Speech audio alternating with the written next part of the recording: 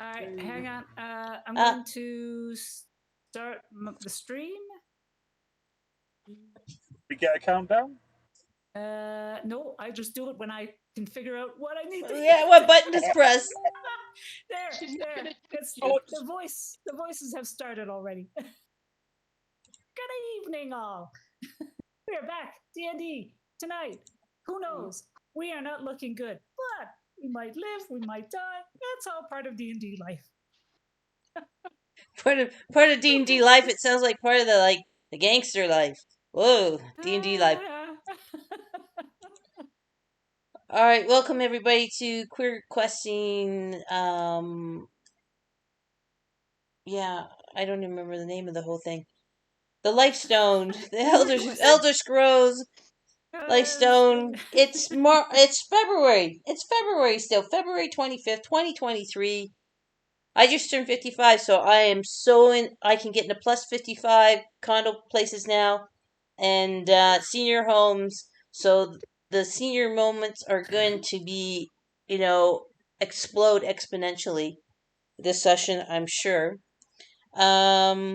Let me just make sure that I'm recording. Magic line.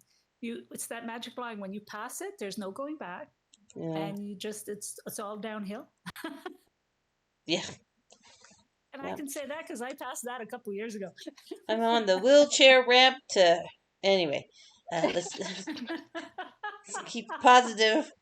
Keep it positive. Maybe it's just a Twilight Zone.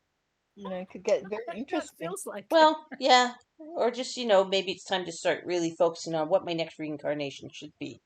Now, I saw a comment on someone's signature block once that said, instead of elegantly and cautiously entering the twilight years, I want to go slip sliding into the grave shouting, "Whoa, what a ride!" I like that. That's really good. All right, so let's get back to again. I'll repeat myself. The Christmas party that never ends. The office Christmas party that everything goes wrong. We are still dealing with being in the Tomb Guardian Forge room, and you guys woke up to Santa Claus and his little gang of thugs coming out of the Killam chimney pipe to mess up your Christmas. Gosh, that seems so long ago. And things have not been going well. Unfortunately, fortunately, you had Lomut's, I can't even pronounce that, tiny hut up, which protected you for most of the time, except for those people that decided to leave the hut, get smacked. Even when they got dragged back into the hut, they kept leaving the hut, and I think you thought it was Jabba the Hutt's criminal gang lord, and you're trying to go on the straight and narrow, but no, it was a protective hut. It was wonderful. It's the danger of restless leg syndrome. And the hut was a great sanctuary, and the cleric was smart to stay in the hut until, after making all this noise and whatnot, they drew the attention of the fuck you finger hand thing, of which you guys killed many of its compadres last time. And it dispelled magic, and the hut came down, and Santa went crazy for Nari, the cleric. And so I'm going to have you introduce yourself. Each character introduce yourself, but we'll start with Nari, the cleric, since Santa decided you were naughty and gave you a good spanking. Yes, I'm playing Nari. I'm a cleric druid, a twilight cleric, and a druid of the stars. I generally hide behind Miriam, but in this particular case, I had my ass handed to me by Santa. So, yes, I'm currently unconscious and wondering whether I'm going to make that twilight walk into the distance. Yeah, looking forward to it. Let's move on.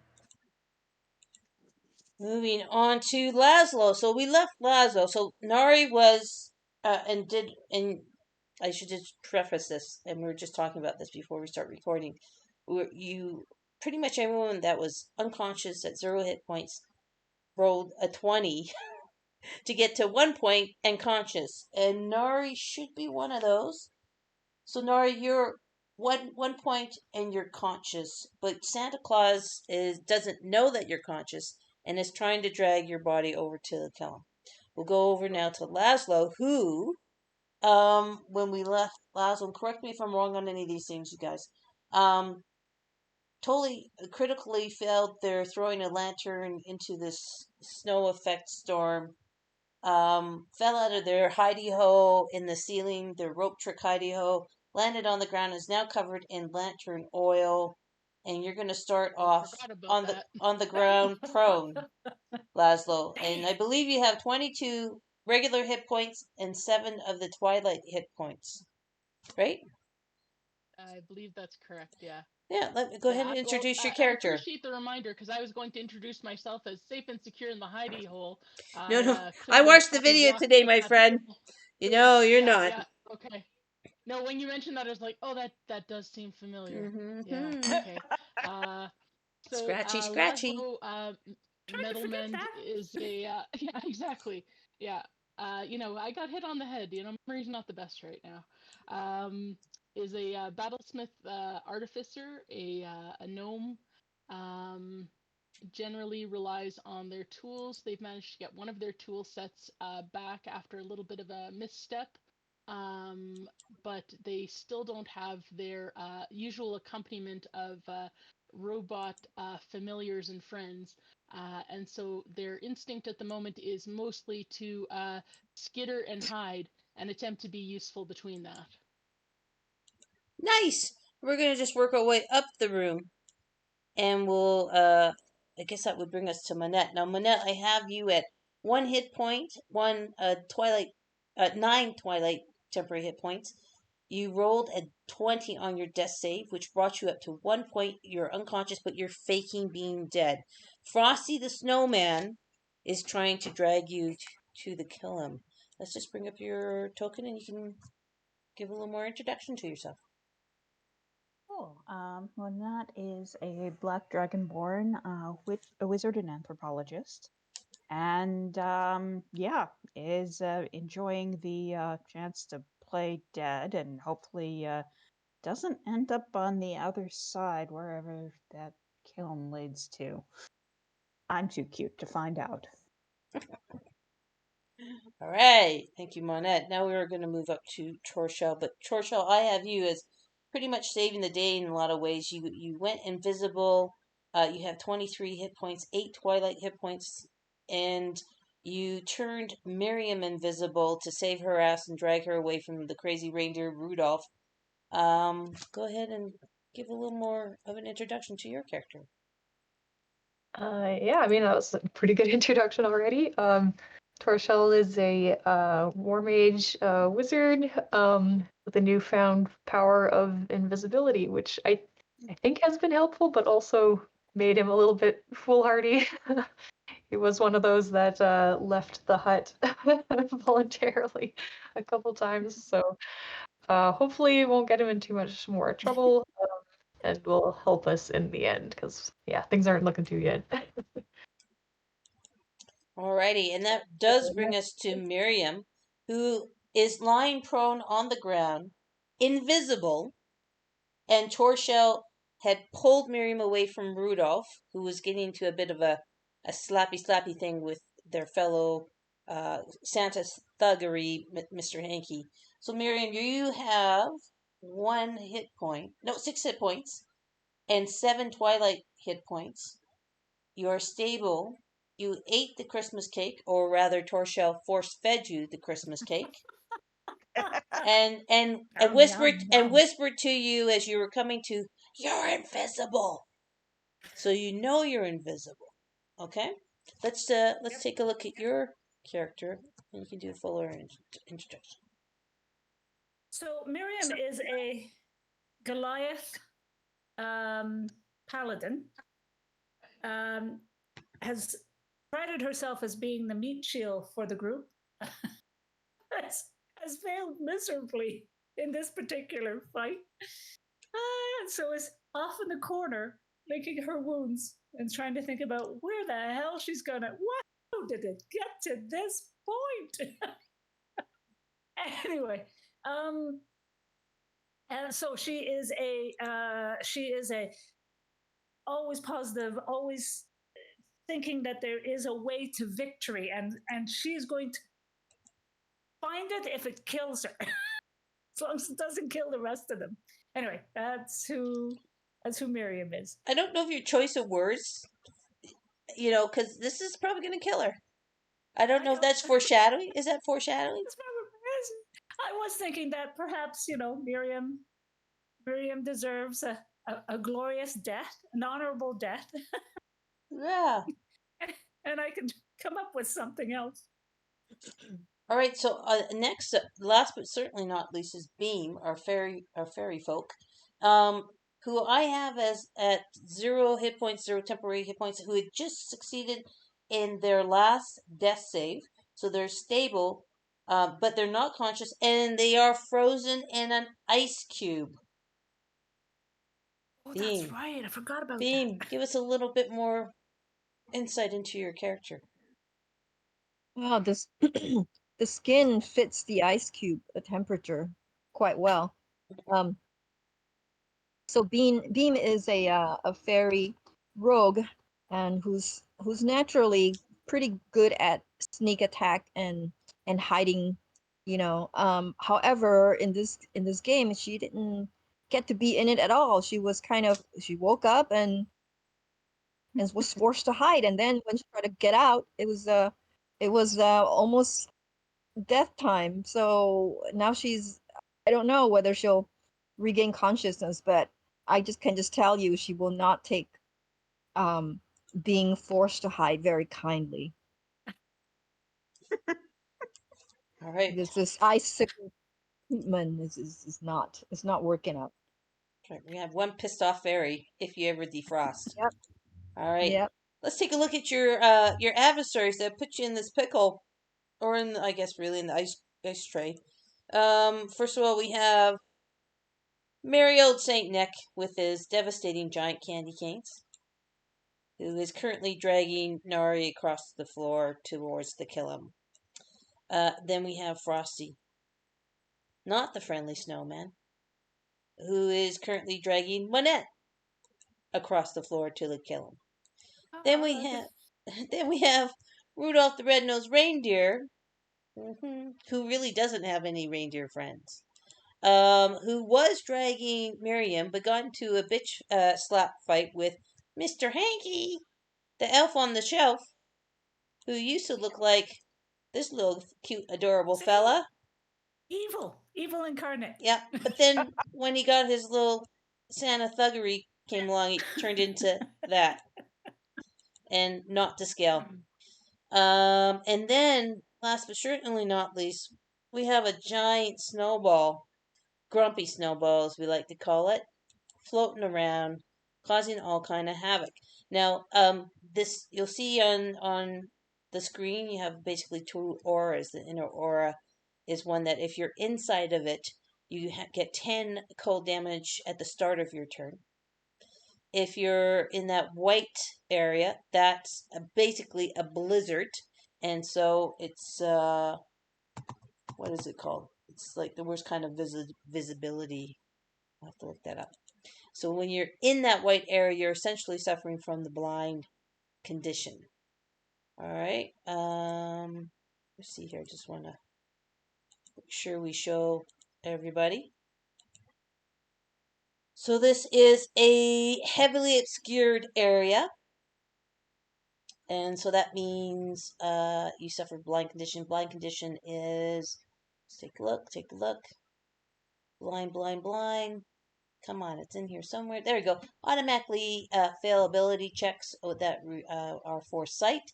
Attacks have disadvantage. Attacks against have advantage. All right. So that's, I think, the situation. This yellow line over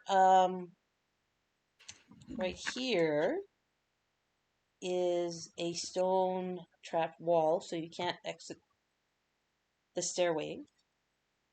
Well, you could if you could get rid of that stone wall. Back this way, we do still have the back door leading up to the staircase. To the south, and of course to the north is the kiln. from which Mario slid down and ruined your long rest. Although most of you got, I'd say, 90% of the benefit of your long rest. We ended with Torshell's turn, and we're going to start with Rudolph. Did I miss anything important that anyone wants to? Because again, my recollection, even though I watched the video this morning, still not the best. Anything important you guys want to bring up? Otherwise, we'll dig in. Can I just confirm the people that are out? Is Nari? Is Nari the only one out? Out of what? Down. No. Unconscious. No, Nari's conscious. Oh, Nari's conscious. Yeah, the only one that is unconscious is Beam, I think. Did I get that right? I've got 1 hit point. I'm just pretending to be unconscious right Yeah, now. okay. Everybody eventually succeeded and got, like, you guys rolled a bunch of 20s, so there's Nari's pretending to be dead but as one and is conscious. Okay. Monette is playing to be dead but is one and conscious. You, Miriam, just became conscious and got the Christmas cake, but you're invisible, lying prone. So those of you who are, pretending to be dead, you're still prone on the ground. Okay?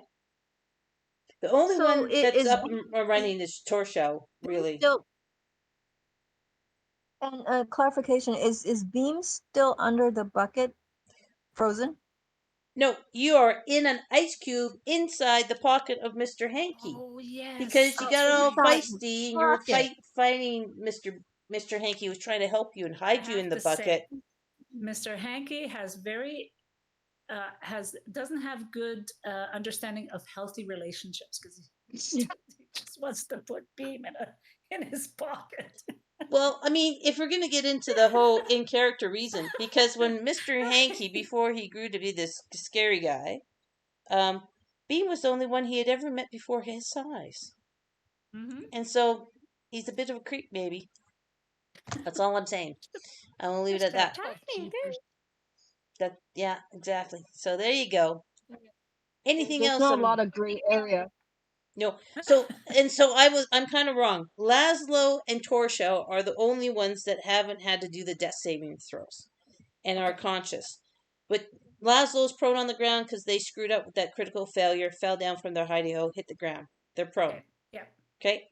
Torshell hasn't had to do death saving throws, and has 23 hit points and just saved your ass, Miriam, and brought you back to consciousness and healed you. Okay, the only person that's unconscious is Beam, who's in the ice cube, but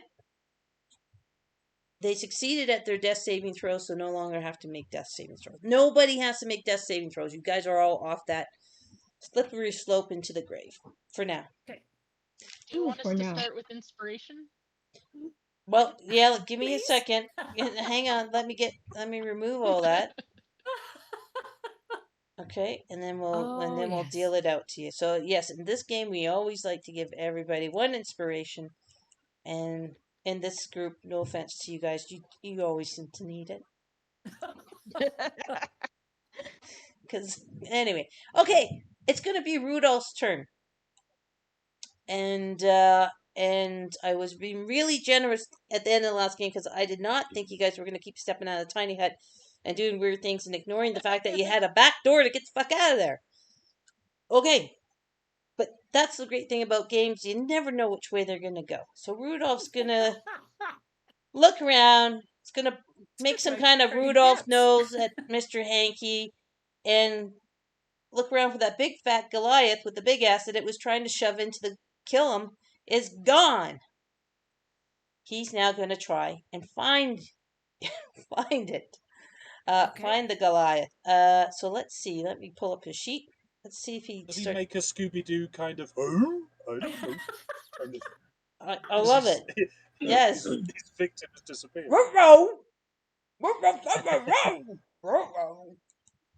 And so he's going to leave off. He's going to wave Mr. Hanky off and go, waiter, Shaggy.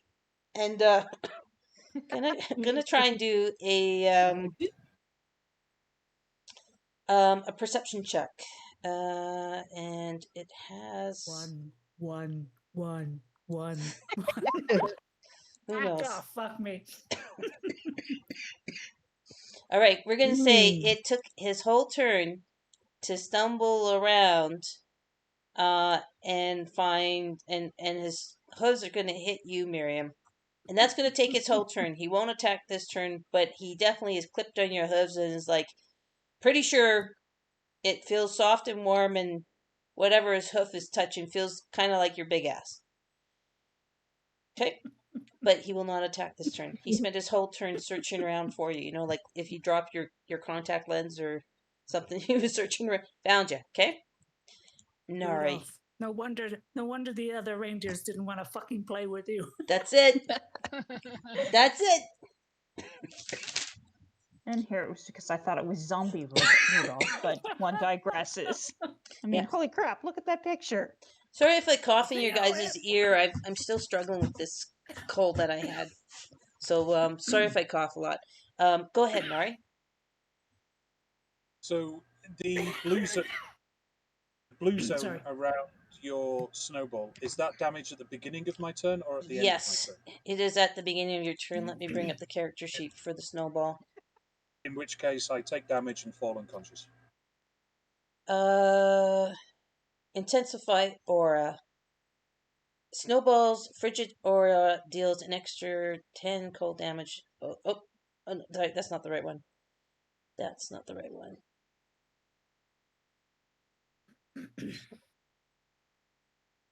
Da-da.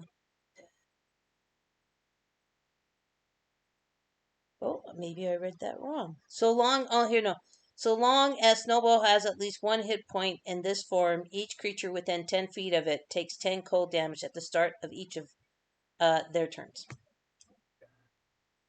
I'm back unconscious. Okay. So, are you back in a death saving throw situation then, hey? I am. Okay. Okay. Laszlo, you're prone on the ground, covered with lantern oil. Okay. I would like to take off my clothes. Woohoo! It's that kind of party.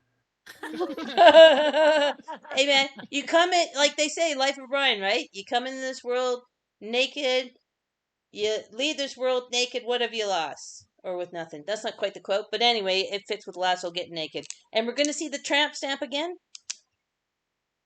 I mean, that depends on the angle in the room, you know. Okay. We'll see. You do have a perfectly good snowstorm obscuring you. God true. willing, very soon. But no, I have a feeling that will happen shortly. But I figure, yeah, if I don't want to waste the fuel, so I figure I might as well do that. Also, it might reduce my chances of being set alight by any random thing, so, you know, why not? And then I don't know if I have to use half my movement to get upright if I'm using my winged boots. Yes. Okay, so then I guess I'll do that. And then,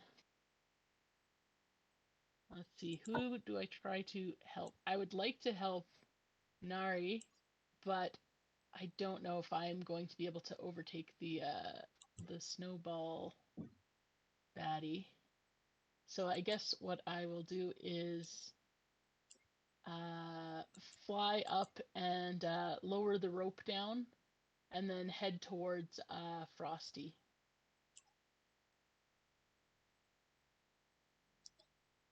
Okay. Just wait. So you're flying back up to your hidey hole, lowering the rope. And what's your movement? My movement is 25. 25. So half. So you got 12 feet. You lose half, right? 12.5 or Yeah. whatever to stand up. You got I 12. figured I'd The ceilings, what did I barely say do the this. ceiling? What did I say the ceilings were? 12 feet? Something like that. I think it's 8 feet in the, or 10 or 8 feet in the corridor. Let me double check what the book says. Sorry. Unless specified, the ceilings in the tomb are 8 feet in 8 feet high in corridors, 12 feet high in rooms. Okay. I can't. If I've said something else, someone let me know now. But I don't recall if I said it was higher or not. So I remember 8 feet. 8 feet's the corridors. The room should be It's 12. taller. I It's thought higher the than corridors were 12. No, the book says ceilings in the tomb are 8 feet high in corridors and 12 feet high in rooms. That's right from the book. Okay. Yeah. So I guess I'll just go into the hole then. Okay. Are you dropping and the I'll rope? hang out there. Sure. It might lure them away from Nari. Why not? How long is that rope that you dropped out? Well, the rope can go up to 60 feet, so it'd basically go all the way down to the floor, and then the hole only raised to the ceiling, so it would be the full 12 feet or what Okay. have you. I just want to remind you that this white aura is a huge blizzard, and you're heavily obscured. You can't see Nari. You don't know what's happened to Nari. Oh, that's right. Yeah. You Okay, can't fair see enough. Frosty. You can't really see past your nose. It's a blizzard, just like the one we had on Tuesday here in Calgary. It's crazy, and it's probably minus 32. No, I'm just kidding. All right. Well, then I probably wouldn't drop the rope because I wouldn't know that. Yeah, I mean, I You're don't know. in Does urgent that need of help. change? Does that change what you would do, considering that when you were on the floor, you couldn't see anything? Does that at all, knowing, just being reminded that you're in the middle of a storm, you can't see anything? Would you No, go up I still? think I would well, I think I would go up because that's my Heidi safe spot. So if Gotcha. I've just got knocked down, covered with flammable liquid, and I don't know where any of the bad guys are or any of my friends are, I think I would probably go because I'm a bit of a chicken at heart because I realize I'm kind of marshmallowy. So I think I would be like, retreat. We can think our way out of this, even though that's not looking likely. Um, Gotcha. Okay, good. Anything else? No. Well, I guess I'll ready in action if I happen to see an ally. I'll drop the rope to them if they happen to be directly under the hole. But the likelihood of that seems minimal given the blizzard and such. But that's Okay, probably what I would be doing. sounds good. All right, and just a reminder, if you guys can remember to say done at the end of your turn, then we know you're done. Oh yes. And then I don't have to keep Done. asking you, are you done? Are you done? Are you done? Because I know the sound of my voice is very agitating for most people. At least that's what my cat tells me. All right. It's the Don't snowball's listen to your turn. cat. I have to. She's the only one that will live with me. All right. Snowball's turn. Snowball is going to drift 5, 10, 15, 20, 25, 30. Okay. Wow. And of course, you guys don't see it, but those within the blue circle feel a chill of cold coming over them. You can't see the snowball. Well, we can make you do a perception test, but as the snowball gets closer, the coldness in the room starts to drop. Right, the temperature drops, and it apply to his own people? that's a good question. I don't have to answer that because that's metagaming. Okay, so and as it moves into here, Torshell's invisible. Manette's playing dead. I'm gonna do a perception check to see if it can tell if Manette is playing dead. But I like this to be an opposed roll and have Manette do performance versus the snowball's perception. Yes, Oh no. the inner thespian will come out, Manette. Shades of blue dancing There we go. are in my head. Yeah. No, that's Holy shit. that's the snowball. The snowball's well, no dumb it's- piece of ice. Yeah, but this isn't going to be relevant for long. Oh, Holy fuck. Damn It doesn't really matter because I only have 10 hit points, so at the beginning of my turn, I'm going unconscious, so it's not really relevant. Don't forget, too, folks, that if you have the Twilight hit points, that will be in your I think we've said that your blue bubble of your token. Yeah. Mhm. You use those first, okay? Because some of you do have the temporary hit points. And then your regular hit points or health points or hit points, what are is the green bubble on your token. All right. Just so we don't get that confused. Also, the effect from Nari, you no longer roll because although you keep those temporary twilight hit points, you don't roll again because his effect is over as soon as he lost consciousness. So, and Manette, you have you're kind of screwed even with the twilight hit points. You got 9 twilight hit points and 1 hit point. Okay. Sorry, but that's at the start of your turn, so you're not quite dead Yeah, just yet. which means that the snowball can do something unpleasant to me and knock me out faster. Cool. Yeah, that's true. So it did see you, and it's going to throw a snowball at you. Yay. Yeah. Oh Oh. dear. Okay. That's pretty yeah. Is there anything about going negative? If you go, I think, what is it? Let's pull it up again. Is it half or is it all of your hit points? Let's just take a look at the rules again. There we go. Lower right hand corner. Damage at 0 hit points. We weren't at 0.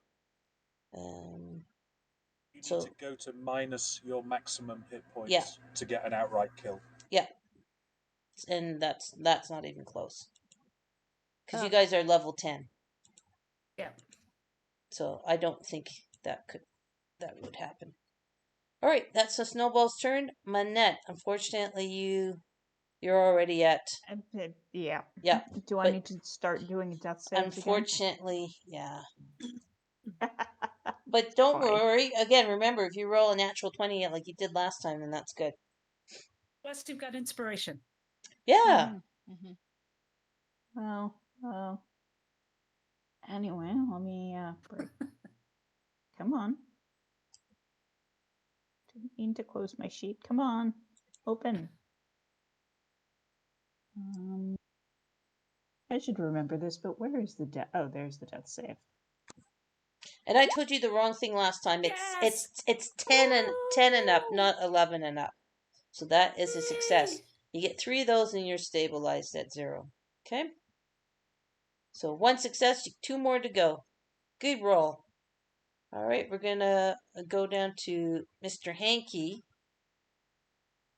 who is going to come over to where Rudolph is and also kick at the spot that Rudolph is hovering there. And so that's going to be just a little boot, a kick, so an unarmed strike.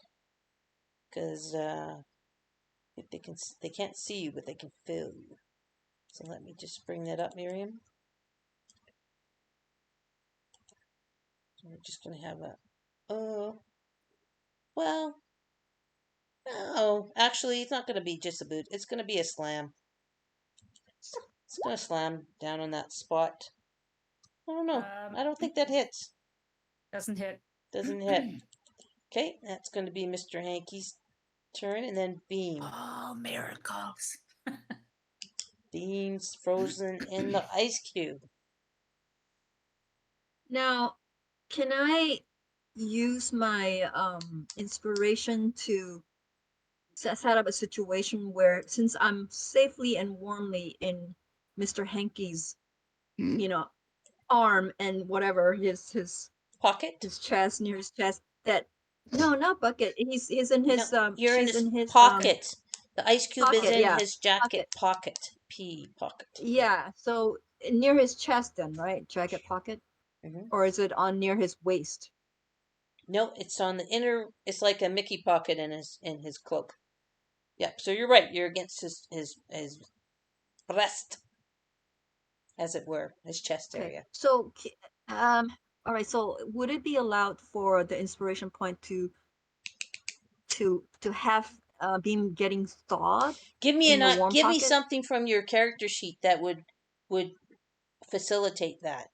Give me something that narratively makes sense to give you a chance to roll for it. I mean, it has fairy light, but I don't know that. It's not that she wants to. We want to be advertising, where she is. Let me see what else. Like, I'm open to an interesting narrative idea, but it has to be based in your character sheet somewhere. What about Bard inspiration? Bardic inspiration? How would that work? How would that melt the ice?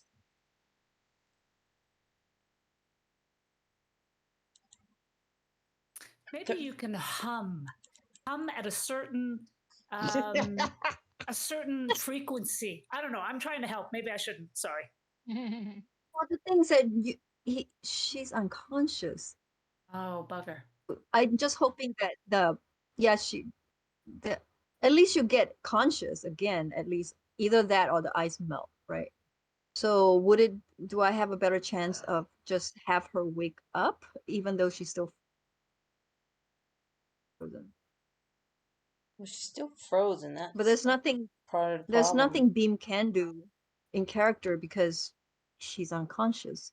Yeah, well, let's look at your spell sheet. I mean, is there something there? I mean, would there be something in Druidcraft that would be interesting that you could use in a narrative way? I mean, it's not for Well, me. Drew, You know what I mean? Like, there's give me something. Say, okay, I want to use my inspiration point to stretch out as much as I can this ability that Beam has that maybe would either melt the ice cube and bring her to consciousness or something else, right? Like, humming's sort of not a bad idea, but again, yeah, you're not conscious. But is there something innate in something that um Beam has, whether it's a feature of being a fairy or uh this druidcraft or something else? I mean, use your well, two things. imagination.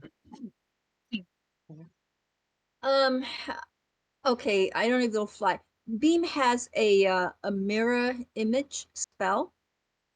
Mhm. I don't know whether, because it's not something that's set up prior because I have no idea when you get frozen and unconscious. But could we say that she just have something set up as a kind of like always be prepared for it? A strange situation like that where she actually could duplicate herself? Mirror, but it's mirror image. That's an illusion, right? Yeah, that's Yeah. true. So that's not gonna work. The real beams, but we can have a fake beam out there to be a distraction. Well, I mean, let's look at what you have. Like, you got fairy magic, right? You know, druidcraft cantrip starting at 3rd level. You can cast fairy fire spell with this trait. Starting at 5th level, you can cast Yeah. enlarge or reduce spell with this trait. Once you've cast fairy fire or enlarge reduce with this trait, you can't cast a spell again until you finish long rest. So let's use that. Let's say you can do enlarge or reduce spell. Do you have it on your spell sheet? Sorry, I'm looking at your spell sheet, so I'm moving it around a little bit there. Yeah. Enlarge and reduce. Let's just pop that in the chat so that we can get feedback from the group, maybe. You cause a creature or object you can see within range to go larger or smaller for the duration. You choose either a creature or object that is neither worn or nor carried. The target is unwilling, they have to do a constitution saving throw. So here's the thing, I would think either you could do two things. And I'll suggest these to you, and if not appealing, just tell me to go pound sand or whatever. I don't even know what that means. Anyway, that sounds like such an odd thing to say. But anyway, I could sit there and I can see as a fairy that if you get to a certain point, you're like, if you go unconscious, just like with a druid, when they go unconscious, they revert back to their natural form, right? So if you're aware, if you're in dog form, the dog goes unconscious, you go back to your human form, whatever, right? Yeah. Maybe Right. we could use the enlarged spell to either do of one of two things, right? And I think it makes more sense the first way, where when you've been unconscious for a certain amount of period, your fairy magic causes your body to enlarge, to grow. Mhm. And what does it say? Until the target, what does it say? If there isn't enough room, what you double in size. So you would go, the grow increases by one size category. You're small right now, right? So you grow to medium.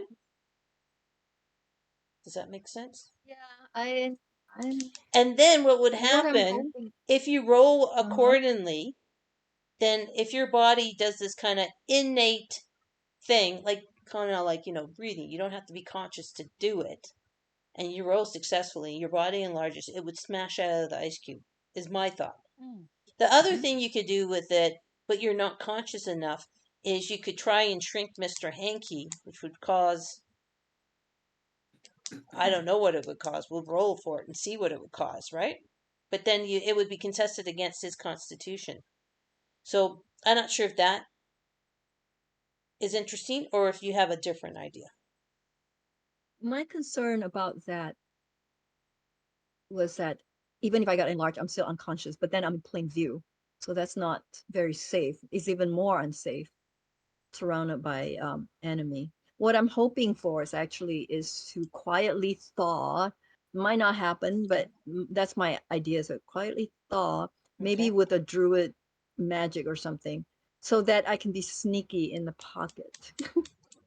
I have some plan, but I don't want to spell it out. Okay, so But how? it requires me to be not like being full size and unconscious and visible to everybody. And I think that would be a spell of death probably Okay, so let's look at for your being. druid craft. And other people pipe up if you have something that could inspire, right? Yeah. So let's see, a tiny harmless sensory effect that predicts what the weather's going to be. The effect might manifest as a Would the golden orb for clear skies. Clear skies. A cloud for rain. Effect persists an hour around you. Instant Instantly, make. torch? instantly make a flower blossom, seed petal, live flower. You create an instantaneous. Okay. Or another thing is fairy fire. It might be something that get activated. I don't know if that will give any kind of warmth to kind of melt the ice, but it could be something that suddenly shows up and that nobody will really know is coming from beam or not, but it'll just light up the surrounding area.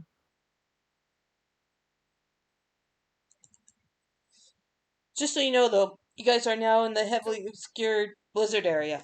So even if light did emanate from inside the pocket of Mr. Hanky, people would have Right. a really hard So time it- seeing Not it. that people will notice. So Right. fairy fire doesn't. Sorry, fairy fire doesn't Give off heat. injure or give off heat. Fairy fire. Oops, there it is. No, it doesn't injure. It just kind of light up the enemy so that they can't hide. Oh, okay. All right. I see what you mean. But since it has fire in it, I'm hoping that we can get a slide on the melting effect. Well, you can use your Um, inspiration. I tell you what, we'll see if there's like the innate inner fairy fire within your heart, your soul as a fairy can somehow do the effect that you want with Yeah. fairy fire. So we'll have you roll it. What's your Let me take a look at your sheet again. You are charisma. Okay, so and your spell attack bonus is 7. Your spell DC is 15. Okay, well, let's have you roll a 1d20. You can add Okay. 7 for your spell, but to be quite honest, you're frozen and unconscious, so you're going to do it with disadvantage. And I'm sorry, I'm switching back to your spell sheet. You have to hit a 15. Okay. So do you want me to roll a d20 or I hit the spell, the fairy fire spell? Does it actually do anything if you hit it? Yeah. I mean, Cast. does Oh, it? I don't know actually. No, I don't think it does. I think it just Doesn't? pops it in the chat. Okay. Right. Yeah. I'll roll a 20. 1d20, add your plus 7 spell attack bonus. You're rolling at disadvantage, and you have to hit a DC of 15, which is your spell save DC. And Okay. you're using up your inspiration. Ring. And I'll say this beforehand, before you do it. Yeah. Anyone that wants to give you one of their inspirations to add a 1d6 to your roll has to speak up now. Jack, take mine, just in case. Okay, I so don't know. Does it use it up anyway, or is it more of just declare now? I want you to declare it, and it's going to use it up. That's fine. Take it away. Yep. Okay, so that means you're going to roll a Okay. 1d20, a 1d6, and add 7, and at disadvantage, and you have to hit a DC 15. And we're not going to have anybody else offer up their inspiration. It was like only one person can offer that, so I think that's enough of advantage. And I hope you think that's fair. So good luck. Yeah, so the fairy fire and the effect it will have is to light up. I think it could actually be very helpful because we're in a blizzard, we can light up the enemy. Enemies can be seen, right? That's the No, that's not function the of fairy. effect we're talking about at all. We're talking about something that will melt open the ice, right? To give Okay, you a and that's chance it. at becoming conscious, right? That's the effect you Okay. want, is it? Now, if you're trying to do Right. fairy fire and light up enemies, you have to be conscious for that. We're talking about using Okay. inspiration in an interesting narrative way to try and get you out of the ice. That's what I thought you were trying to do. Yes, yes, yes. All right. Deep breath. Go for it. Go for it. You can roll it. Yes. No, you're Oh, rolling with yes. disadvantage. So Oh, roll yeah. Okay, one twice. more Sorry. roll. No, One hang more. on. So slow it down. So roll the 1d6 now. Okay. Perfect. And add 7. Right, so what's that? That's 22 plus 7 is 29. Roll the 1d20 again because you're rolling with disadvantage. And we're going to add the 1d6 value and your 7 to the second roll. Okay, so 9 plus 7 is 16, and you've made it. So even with disadvantage, thank you to Monette for giving you their Hey, thank you, inspiration. Monette. Please make sure you check off that you're letting me She's steal your awake. inspiration, okay? Just so I can get it off the Got I it. board. did. All right, so in the pocket, your inner fire, fairy fire, has lit up and has melted the ice cube. And you are going to be conscious in a second, right? So you will wake with, we'll consider it like you've succeeded on a death saving throw. You will wake up and you'll have 1 hit point and you'll be conscious at the start of your next turn. Got it. Got it. Is that fair? Yeah. Okay. Yeah, that sounds right. Okay. Awesome. Hang in there, everyone. We can't call you Slush Puppy anymore. All right, I was Miriam. thinking interesting thoughts about what to do with a frozen beam and a martini, but one digresses. Oh, it's sizes Yes. That's a good one. All right, Miriam. So you are lying prone on the ground. Okay. You didn't get hit, but you can feel the hoof kicking you. You feel Mr. Hanky slamming stuff down on you, but you don't get any harm from it. But you're prone on the ground. Okay. So And my first action. You're invisible too. Yeah. Yes, I'm invisible. Fat lot of good that's doing you though right now.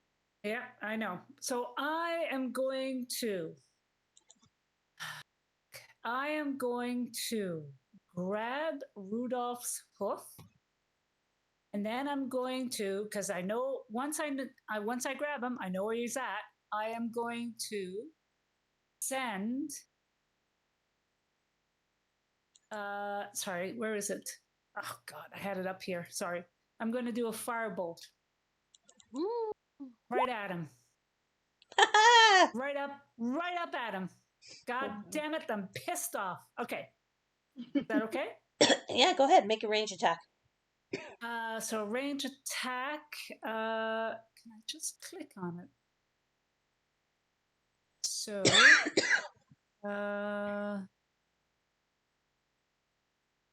maybe, yeah, hang on.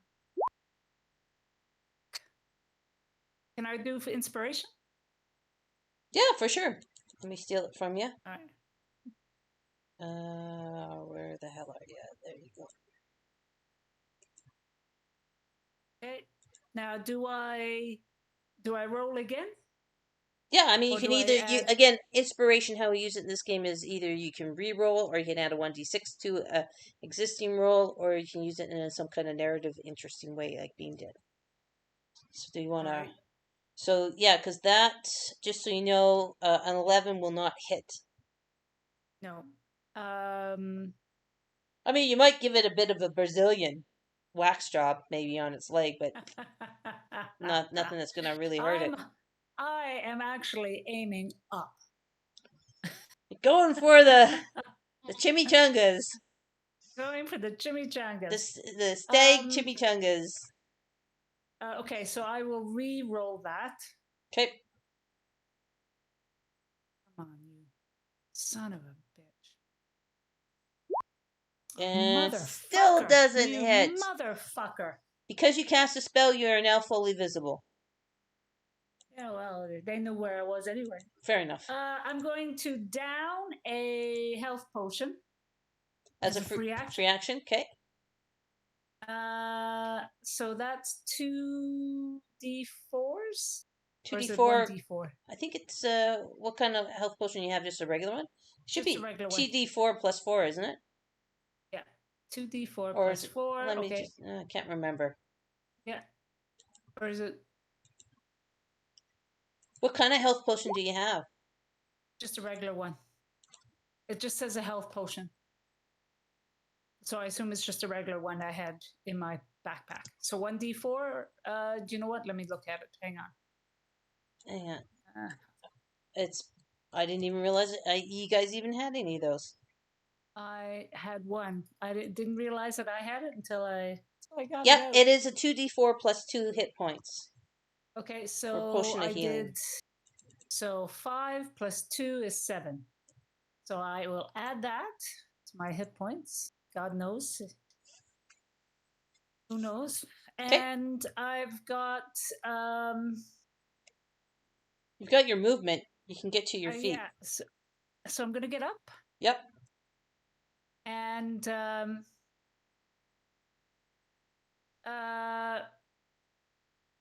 I can't move, so I'm going to look at Rudolph, and I'm going to belligerently yell in his face. Are you gonna do like a Goliath? Okay. Give it to us. Hmm? Do it. Right to his face. Do it. Do it. Do it right now? Do it for your chat. Do it for your chat. We're all watching your chat. And I'm going to go with both my hands, go ah, and scream right in his face. That's what I'm going to do. Love it. Why not? Watching it on Twitch. Love it. I'm going to go down. I'm going to go down fighting. All right.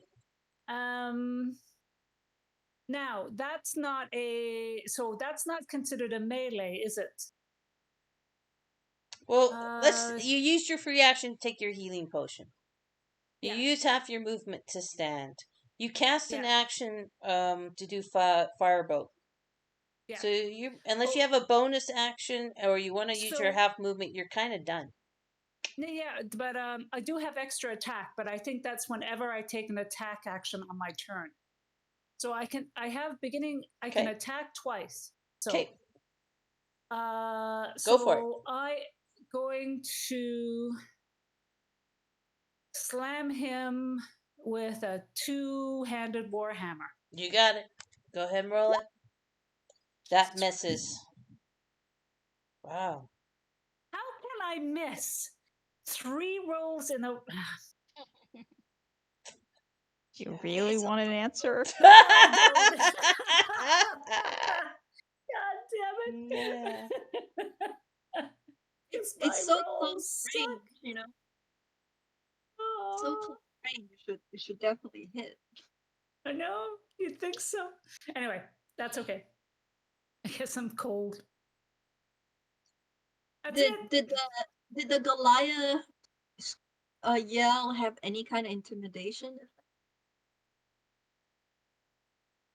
that would have then if they had done something like that, then that would be That would another be a roll. action, Action. and they Yeah. already used an action. Yeah, So that's fine. there's only so many things D&D lets you do in a turn, and I think Yeah. Miriam really buffeted out on this one. I tried. Good for you. But It's just too nowhere. bad that didn't hit. All right, are you done? Yeah.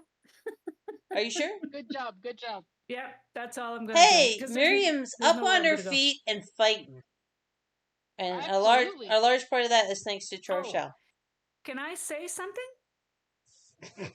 Yes, of course. Melt the fuckers, I say. Well, that's another And I free leave it at that. action. Hold it. No, you can't say that then. Come on. No, oh That's yes, you're right. you I can't yelled. say that. I already You used did a it. free Yeah, action. right. Like, come, You're right. you You're don't. right. Come on now. Yeah, my apology. My I thought you meant apologies, my say apology. something like out of character Oh. for the game.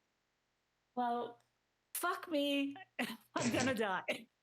No, but that's still in character. Okay, never mind. Your turn's done. We're No. moving on to Frosty. Good Lord.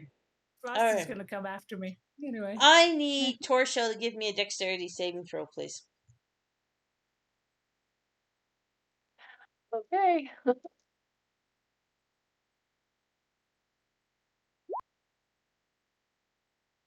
All right. So because my plan was for Frosty to head over here to help the dudes fight Miriam, but Frosty bumps into you. So Frosty's dropping Manette's leg or whatever he was pulling. He's bumping into you and now discovers you because you didn't make the saving throw to get out of the way. Okay? So Okay. Frosty turns around, feels you, and isn't really that dumb of a snowman. He's just not the friendly snowman. So Frosty, Antisocial snowman. yeah, Frosty's gonna turn around and fling an ice shard, which is a melee attack, and slice up whatever he's bumped into. Okay, gets 2 attacks. They both hit. Okay.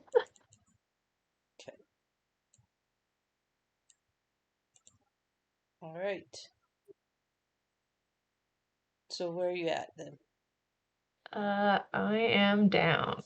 And that would mean you're visible as well. Yeah. Okay. So I got Torshell and Manette now doing the saving throws. Okay. Frosty's gonna make a weird little bell noise to the party and has a very smug look on his face. And we're gonna move to Santa that hears the bell and is going to pick up Nari's foot again and drag him. So Santa's gonna do a little bit of a test to see how, because Nari's a big cleric. See if Santa's as strong as he's supposed to be. Oh, yeah. Yep. Oh, sorry. I do have athletics, but he makes it anyway. And he's going to drag half of his distance, 5, 10, 15, with Nari in tow, responding to the bell. And he's going to, that will be his turn, actually. And the question mark, what am I going to do with the question mark, which is the fuck you finger person, is going to come closer now that the blizzard's let up and is standing at the door kind of waiting and seeing what's going to happen. Actually, it's going to jump up on this table and wait and see what's going to happen. And hold its action in case anyone comes to it. It will attack. Okay, we got Torshell. Torshell. Death saves. Death saves, and you actually take 10 points of cold damage. We're not really keeping track of the negative stuff, so that's not going to be enough to do anything to you, but please do a death save. And again, it's 10 and up that you want to get for a success. Okay, 1 fail. Okay, move on to Rudolph, who's gonna give a little and try and gore Miriam with their horns. They get a multi-attack. It's the scariest Well, sound ever. First one hits, the Okay. second one doesn't, and Okay. I'm down. And you're well. Also, can you do a Constitution saving throw to see if you're cursed with being aware of a deer? Okay. I can't remember. Didn't we? I guess no one. I don't think we got anyone last time with that curse, right? No one got cursed last No, time. I don't think You so. all succeeded. So the DC 15. Yay! Miriam's cursed. Oh, this is so good. Miriam has now got the Were Reindeer curse. That's cool. Yeah. You know, maybe when this is over, you could turn into a Were Reindeer, and you and Rudolph could go to domestic violence, whatever counseling, and maybe things could work out in a young and restless kind of way. Um, Okay, so that's gonna be Rudolph's turn, and we're gonna go to Nari. Nari, you're doing death saving throws too, right? Yeah, but because I take damage from the blue zone, is that does that count as a melee attack or a ranged attack? It's an area effect, so So okay, so the damage I take still keeps me unconscious, but that automatically fails one of my death saving throws. oh well, I'm gonna say because I didn't make a Torshell do that. We're not gonna do that for you. Okay. Oh, okay. Well, I fail one anyway. Okay. Because it's an area effect. I didn't have Torshell automatically fail. I want to give you guys a fighting chance. So, okay. So one fail for you. Okay. Moving on to Laszlo. You're still in the blizzard, but you're in your hiding. Sorry, go ahead. Sorry, Oh, just no, before I'm done, I'm just going to AFK a sec. I need to drink. Okay. So I'll be right back. That's not It's that good. kind of evening. Yeah. Laszlo, safe up in your hidey hole. You can't see any of this. Yeah, fair enough. I'm going to use an action to tear my clothing into like strips, and then I'm trying to think if there's a way I can navigate the blizzard towards the battle. Could I hear sounds? Like, would I know roughly the direction where people are? You can do a perception check, and we can see how well you do. Yeah, let's try that maybe. Sure.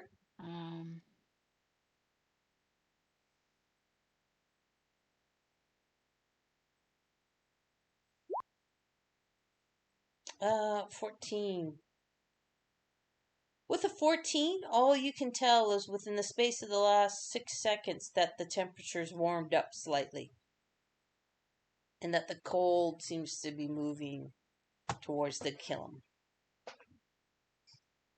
So, okay. Yeah. Okay. If you had something higher, I'd give you more, but with this, you're just feeling the temperature decrease as the snowball moves away. That's out of the character. Maybe do an insight check as well to see if you can connect those two dots. Nope. You don't know that it would be tied to the snowball. So the temperature around you has gone from excruciating cold to just cold. But you can't seem to connect it up to the snowball. It's too bad. That's a real bad fail. But maybe that's with the insight fail. You think? Oh, go ahead. Sorry, I was looking through my character sheet. So it says I should have advantage on wisdom. Both of those were wisdom things. Okay, go ahead and That reroll. still doesn't. Well, it wasn't a saving doesn't it throw have though. two? It wasn't saving throws. It was the perception check and insight check. Okay, never mind. Okay. We're going through the streets with a fine-tooth comb now, going. There's got to be a way out of this. Yeah. Okay, but with that fail, Save me. With that fail, you think that the worst is over, and that maybe everyone's left, and and thinks maybe the storm's dying down, and it's safe to come out. Come out, wherever you are. Because that's a critical fail you did on the insight. So yeah, no, that's so it is. Okay, well, I will. Uh, Unless you want to I use your will. inspiration to re-roll that, so you don't have to deal with it. It's up to you. Or No, no, no, no, no. no, you're all We'll right. proceed as it is. Okay. Yeah, I don't know which direction I'll go, but I will leave my little hidey hole with you know, my How scrap about of cloth uh how about we in roll my one d4 side sack. with 1 Okay, being sure. north, 2 being east, 3 being south, and 4 being west. So you hit the wall. It come That down seems about and you hit the fucking wall. Or you that's fly into yeah, the wall. fair enough. Smack. I Like fly into the wall, and I've knocked the rope down because if I think that the worst is over, then I want to give my allies a chance to reconnoiter and see what's going on. okay. Anything else? You still have I movement. guess that's. So if you bumped I into have the wall, movement. Okay, fair enough. and you still remember the layout of the room. Yeah, So if you're yeah. at the wall, you've bumped into the west wall. Well, I'm gonna go north or south. Um, And you can also still keep your little hand on the wall to guide you so yeah, you don't get true. lost, right? It's up to you, Yeah, though. true. Okay, so I guess I'll go.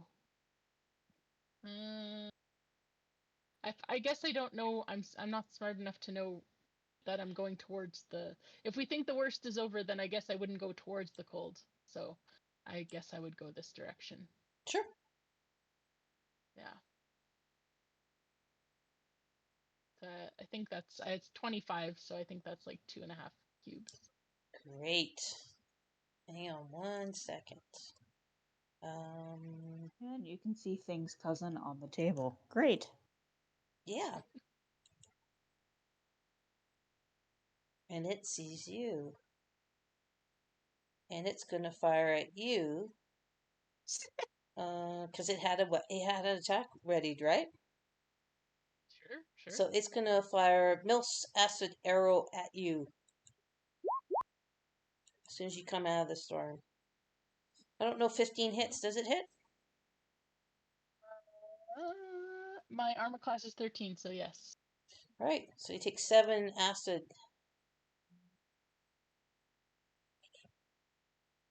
Well, does it burn off the tattoo? You wish. Okay. Yeah. No. So I guess that that's was it. my extra HP, so that was 7 for 7 there. Okay. Yeah. And I think you still have some movement left, don't you? Or was that it? Sure. I wasn't sure because I was thinking 2.5 cubes if it's 25 feet. Well, each cube is 5 feet, right? Oh, 5. Okay. It's always 5, has been 10. 5. So, and just so you know, now that you got hit by that acid arrow from the little fuck you finger, you still have an attack, right? And you have bonus actions, Yeah. and so it's up to you what you'd like Yeah. to do. I would like to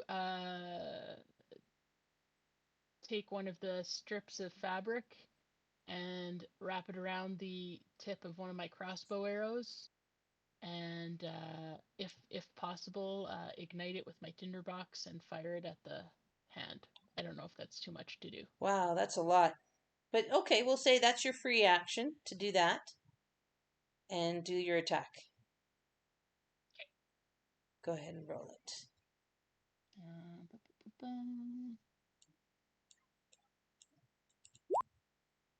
Nice roll. Woohoo! Cool. Yeah. You Okay, hit and then I hit light crossbow for the damage. Yeah. Okay, and that's enough to kill the little hand. Wah wah wah. Bye, little hand. So yeah, Rudeness. it's your crossbow takes it right out and pins it against the wall. And it quivers Oh, fun. with the hand And it's still against burning. the wall. Yeah. All right. Burn, baby, burn. I think that's kind of almost it. Unless you got anything else, like a bonus action or anything. No, you I wanna do? think that's it. I think I think that's I'm pretty all good. done. See, profanity never wins. All right, Snowball turn. Who's still up? Torshow's still up, right? Okay. Torshow. Torshell's down. Torshow's down. Is there anybody alive still? Oh, Miriam's still think- up, isn't she? No, Oh, I am Miriam's out. down? I got thumped. Okay. Remember? Right. Okay. Rudolph thumped me. I'm gonna have the snowshoe roll a perception to see if it notices. What's its nuts? Laszlo. 15's not bad. Yeah, I'm gonna say it notices Laszlo because the heat arrow and squawky squawk, and it's gonna start moving down 5, 10, 15, 20, 25, 30. You're enveloped again by a blizzard. And it's going to... Do I take the 10 points now? You take it at the start of your turn. Okay, sorry. And so it will throw a snowball at you. Wow. Right in the head, man! Shink! Snowball. So you take 8 points of cold. Okay? And that's Snowball's turn. Manette, can I have a death saving throw for you, please? Sure. Let's see if I can have yet another success. Yes. Yes! That's 2. That works. Woo! Right on. Great. Great. Okay. And Mr. Hanky is going to... I don't know.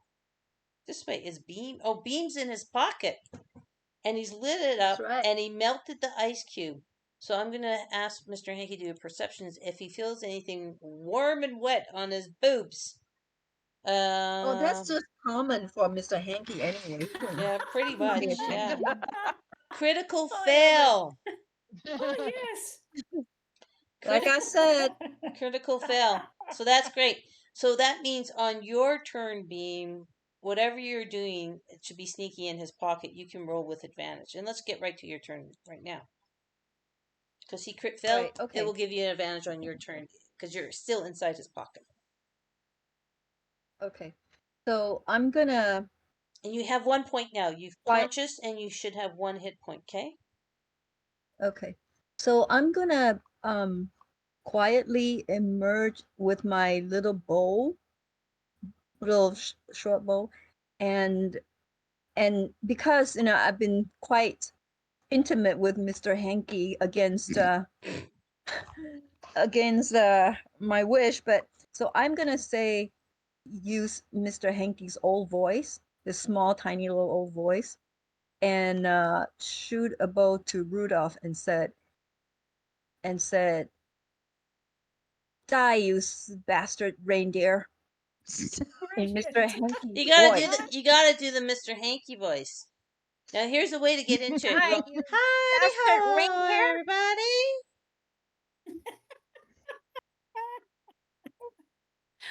Come on, Beam. I want to hear Come you on, we say want it. to hear you say it. Do Mr. Hanky.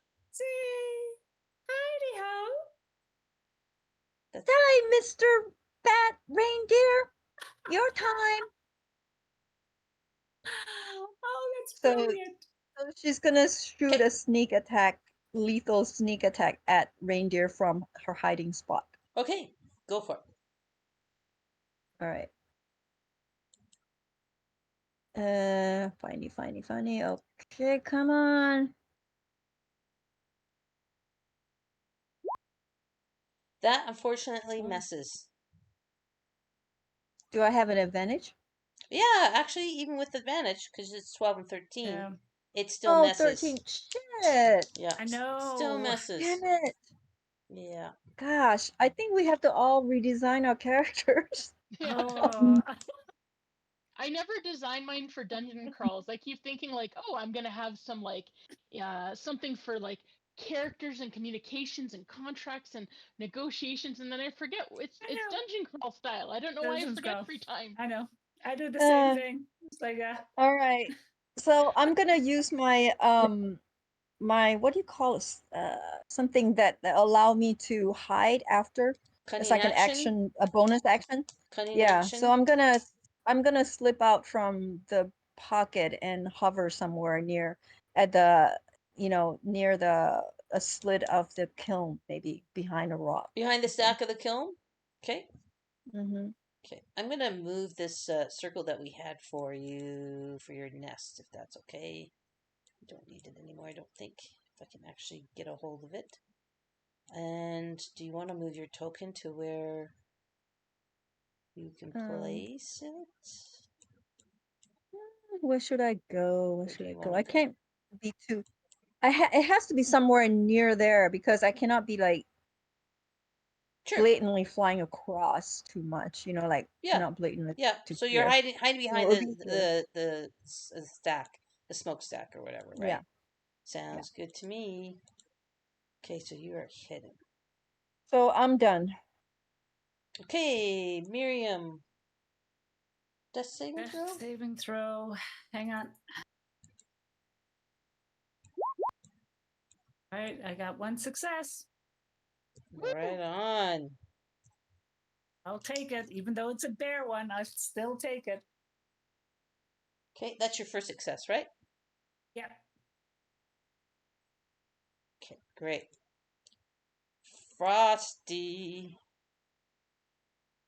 What is Frosty doing?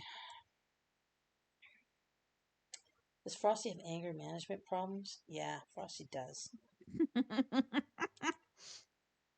And Frosty,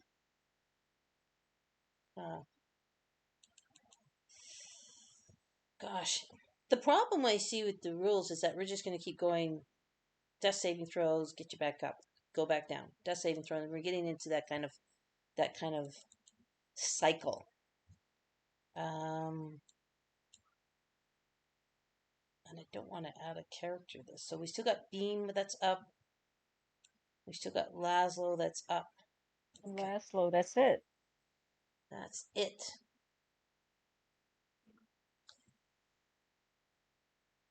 Okay, well, Frosty's going to hold his action if anything moves and he spots anything. But first, I am gonna see if he saw the arrow fly past Rudolph, and if he got a look at who did it, and if he can see Beam. Now, Beam's hidden, so let me see.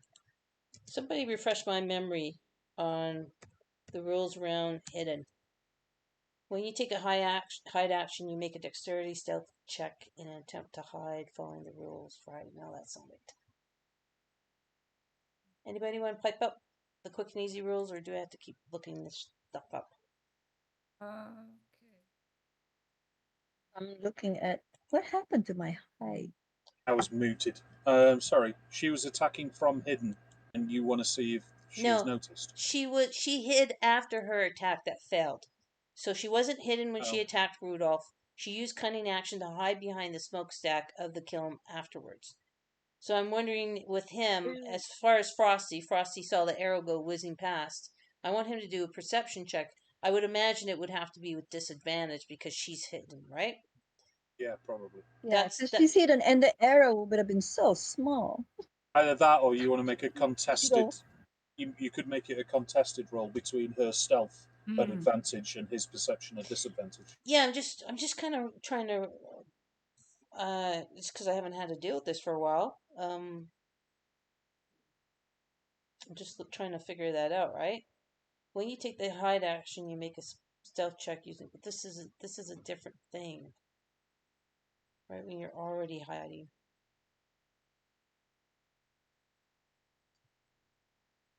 Is that how you understand the rule is, John? It depends because it's scenario based, but Yeah. spotting someone who's taken the hide action is always perception versus stealth. So Okay. if she's behind full cover because she's hidden in somewhere or behind somewhere, it's a logic thing. You kind of broke up there. Oh, it's just a logic thing. If she's got full cover, then there's no way he could see them. Yeah. she's hiding behind something like a wall, or then Yeah, no, I get you. At the same time, though, she wasn't hidden when she took the shot. The shot came flying past Rudolph, missed, and Mr. Frosty would have been right in line with the line of attack. So I'm going to have Frosty spend his action searching for the source of that little arrow that went flying by. And I'm going to have Can I it also roll. Go ahead. Can I also throw in something? A monkey wrench. The reason why Beam used Mr. Hanky's voice is trying to create internal confusion, that to exactly. have Rudolph thinking it was Hanky who attacked him. So Right. if there's any way, Yeah. if there's any way for this illusion or having a fighting chance with Snowball, not Snowball, Snowman as well. Maybe he thought Yeah, give us a maybe he performance. thought Give it us a was performance check to see how Mm. well yeah, that maybe it actually was happened. Hanky who attacked Rudolph because it did come out from Hanky. Give me a performance check and we'll see. All right.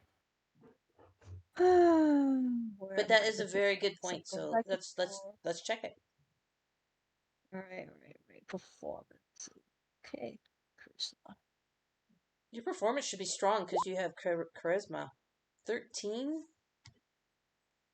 Okay, I'm gonna have Mr. Hanky, not Mr. Hanky, but Frosty, roll insight.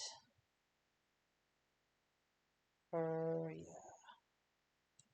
I guess he'd have to do wisdom. All right, yeah, okay. He's gonna think it's Hanky. So he thought, yeah. Let me.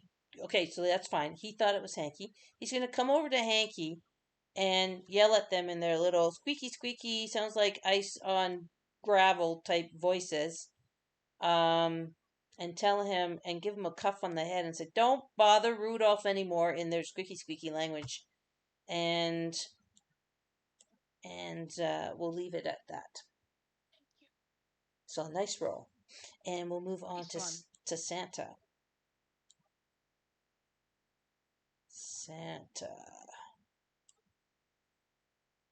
Santa's gonna keep dragging Nari, but I'll let him roll it first to be consistent.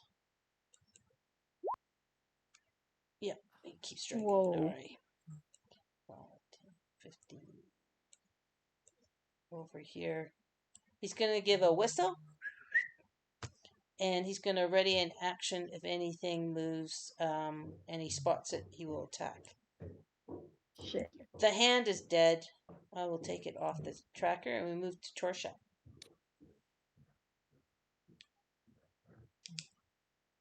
The saving throw, please. You have one failure on my list. So good luck. 2 successes. Torsha? Oh man, second fail. Come on. Oh. I don't have 2 successes for Torsha. I only have 1 fail. Yeah, I only have 2 fails so far. Yeah. Oh, okay. So now, Sorry. yes, now we, yeah. No, that was Monette. Monette has 2 successes. All right, and you're not in the aura or anything, so you're good. Let's go here to. Okay, let's go here to Rudolph.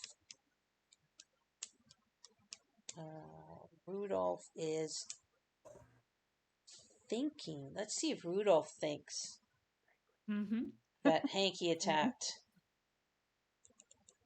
And we'll still use Beam's performance of 13.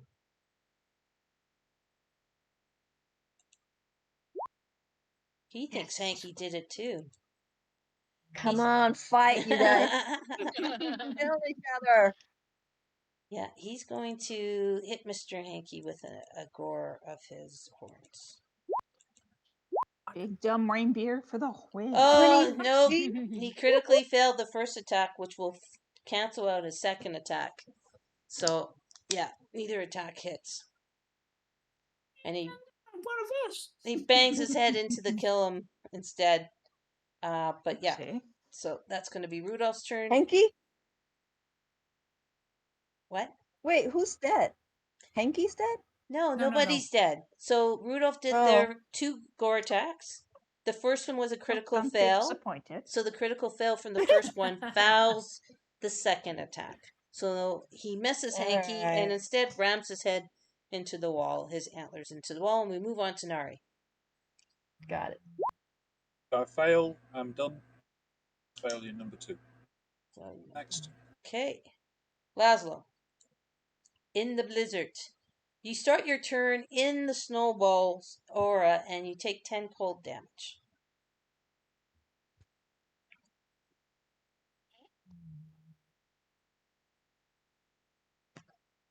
What do you want to do?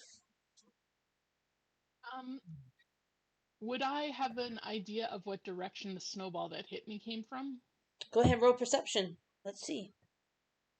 And again, it's with disadvantage because you are in the blizzard again, and anything doing with sight is at disadvantage. So roll twice. Oh no, you're right. Okay, so 4 is a fail. You don't have any clue. Gotcha. Okay.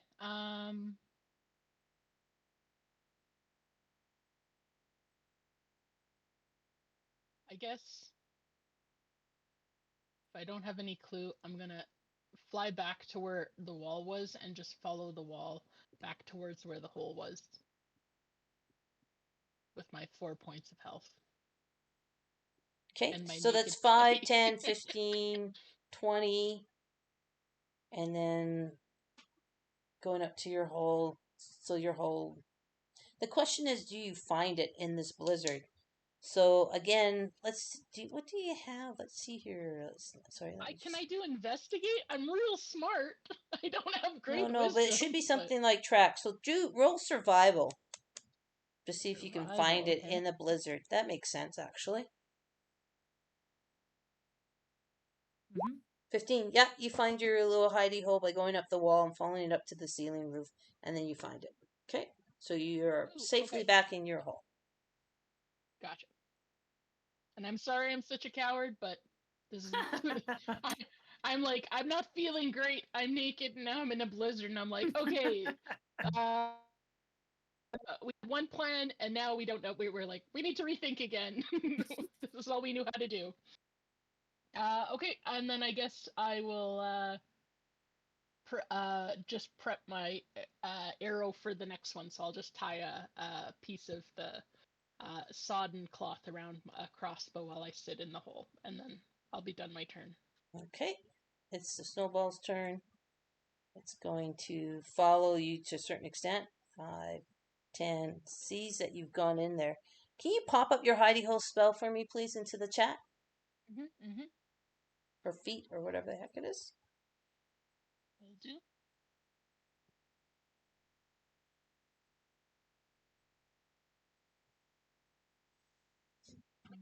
Just scrolling down to grab it. Not that one. Rope tree.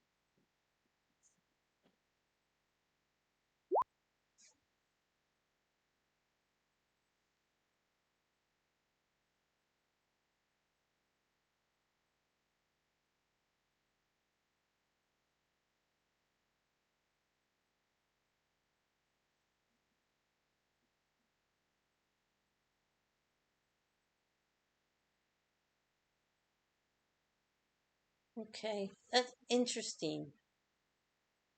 Attacks and spells. This isn't an attack or spell the snowball has.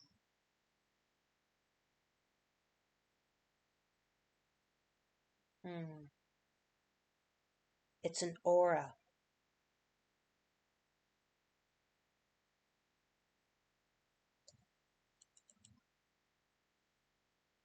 So I think it's going to sit there and hover at your hidey hole. And because it's not an attack or a spell, but it's an innate aura, I think it's going to have an effect on you. Just so you warned. Okie dokie. Okay. Manette. Great. Death saving roll. One more. 11. Oh, right That's a on. third success. Yay. Woo! You are now And stable. And you don't have to do I'm any more stable and unconscious, and I will continue lying there. I'm There you done. go. There you go. Okay, let's keep moving.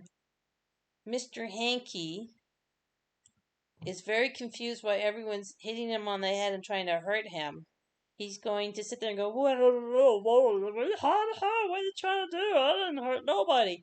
Let's see if Mr. Hanky can, oh, this charisma really sucks. If he can convince them. Oh, 6. No. And he's just going to, like, sit on the ground and cover his head to protect him from fucking Rudolph. And that will be his turn. And he's going to keep jabbering, I didn't do nothing, I didn't do nothing. Oh, you assholes, I didn't do nothing. Okay, and we'll come back to Beam. All right, so I've never used this spell before. Not sure Pop not it in the sure if it's chat. gonna work out. Pop it Hang in the on. chat so we can see it, please. It's the mirror spell. I'm gonna Oh, pretty. duplicate my let's see, go. Where are you? You mirror. Does it come up? Yep. Okay. Go ahead and read it. So Read it the so our people watching okay, this three Three of stream. you? yeah, 3 duplicates, and they will mirror Beam's action. So and then as each duplicate got shot down, if I'm lucky enough not to get shot myself, then the chances of diverting and getting slower. So I need to like roll higher and higher in order to avoid getting hit myself. So that's the overall gist of it. Okay. And my question is, if I were to cast that, since I've never used this spell before, would I be able to have a couple of the mirror self be really far away on the other side of like maybe here? Or they have to be hovering near me? Well, the range is south. The target is south. What does it actually say? I mean, that's why I said read it. You can use your action to dismiss each time a target creature. So this way, 3 illusionary duplicates of yourself appear in your space. So no, it doesn't have a range. You can project it across the room, and also across the room would be in the blizzard, so no one would see it. Right? Remember, the white Okay. area is the blizzard area with heavily obscured. Yeah. So it's no use projecting. That would be a waste of your time, to be quite honest. Each time a target creature attacks you during the spell's duration, roll a 1d20 to determine the attack instead targets one of your duplicates. If you have 3 duplicates, you must roll a 6 or higher to change the attack target to a duplicate. Okay, that's good to know. Okay, so there's now you and your 3 selves. Your Daryl, Yeah, your brother before Daryl, and your Beam. other brother Daryl. Or something like that, right? Okay, so you got They're these 3 duplicating me, and I'm hiding, so it's not like they're probably visible at all. And that is one action, so I can't attack anymore. So I think I'm gonna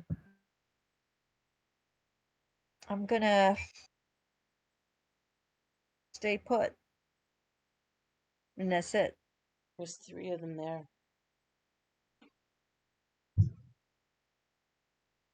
I think you need to be clear though of one thing. You're hidden, but are your duplicates hidden? And I would argue that your duplicates Yeah, aren't, because your cunning action for hidden only applies to you. It won't apply to any illusionary selves of you. but then they mimic my action. My action is hiding.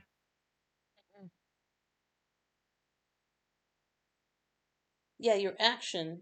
Yeah, but there's only so much space, right? If you're hiding behind a smokestack, they mimic your action. Your cunning action is a bonus action. Well, that you do have a good point. But your cunning action is for you. Pop cunning action into the chat. And I like to get the other people who are game runners their feedback on interpretation. Okay. Because I don't think it would apply to your illusionary selves, because cunning action applies to you only. They may mimic your action, so they can still be like crouching behind, but they won't have the benefit of being behind that cover because there's only room for one of you. Is my thought, right? So that you're crouching behind, hiding behind the smokestack, but it's not like you all compress into that one space that would give you full coverage. But go ahead, Yeah, please. and the She question is tiny like though? how much. Can you please pop cutting action into the chat? Yeah, I'm looking for it. And someone Think I said found it. something. Yeah, and What also did we like miss? it depends on. Also, I'm also curious about how much space, because if we're mirror duplicates, it's not like they're going to be right near next to Beam, right? I mean, it's got to be some space, but I don't know how much space. Because if there's enough space and if they're tiny, there are other places, hole or gaps in the near the kiln area Okay, to Laszlo, maybe are you hide. typing, or is it easier for you just to say it, so we don't have Oh, to I waste just time didn't want waiting? to. Sorry, I didn't want to just talk over people. No, Yeah, I was go just ahead. thinking she was so tiny, and that like Mm-hmm. any sort of smokestack would be of a large enough size, like to hide. I'm thinking like of a fairy, maybe the size of like my fist or something, and I'm like, three Okay. fists wide of a Yeah. smokestack doesn't seem Well, no, but crazy for how such a tall huge are you kiln. actually, Beam? Because you're a small size, right? 5 inches. Yeah, So how tall are you actually? What's on your character sheet for how tall you are? 5 inches. 5 inches. Okay, I tell you what. Roll. There's 4 of you. Yourself and your 3 duplicates. Roll 1d4, and we'll see how many are actually able to hide in the space behind the smokestack. If you roll a 4, you all can hide there. If you roll less than that, then that's the number. Fantastic. Good roll. All right, Beam. You and all your Oh my duplicates God. are hiding behind the smokestack. Nice roll. Beam's the only one that's playing. Beam's the only one that's really rolling well. Yeah, no, and she's rolling when she needs to, and it's very I good. didn't manage to kill Rudolph.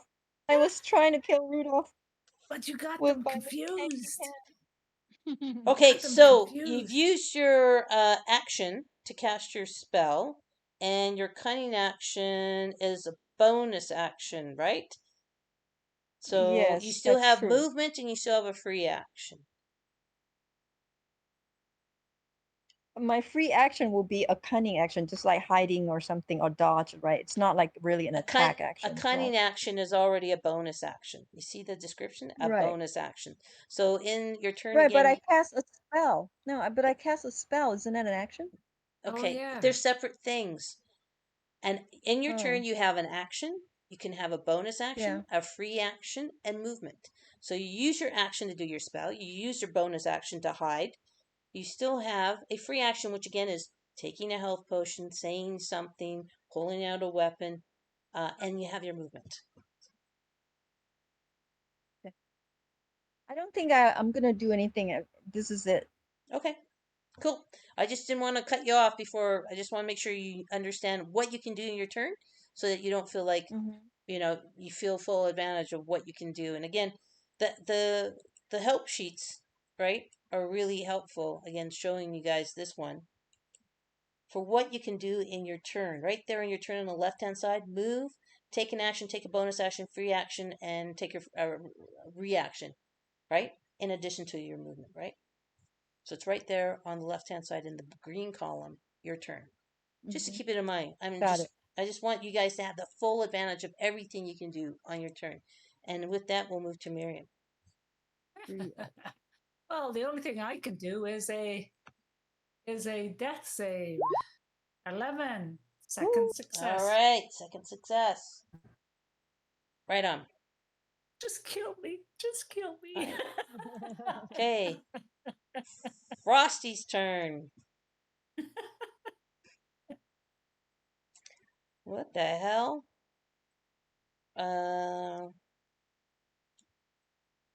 Frosty is going to walk up to Santa, bitch a little bit. Santa's gonna give him a gesture, and Frosty's gonna walk over towards the snowball. He's ready in action in case anything attacks him. Santa is going to, again, do athletics check. When is he ever going to be able to shove something to the goddamn kill him? It's taking his whole turn. Let's see. 14 is good enough. He's going to get Nari's body there, and he's going to shove Nari's body in to the kill him. Okay. This is getting really crowded, but Nari is now getting shoved in to kill him. and is inside the kiln, and Santa's hands are now free. That shoving Nari in will be Santa's action, and we'll move on to Torshell.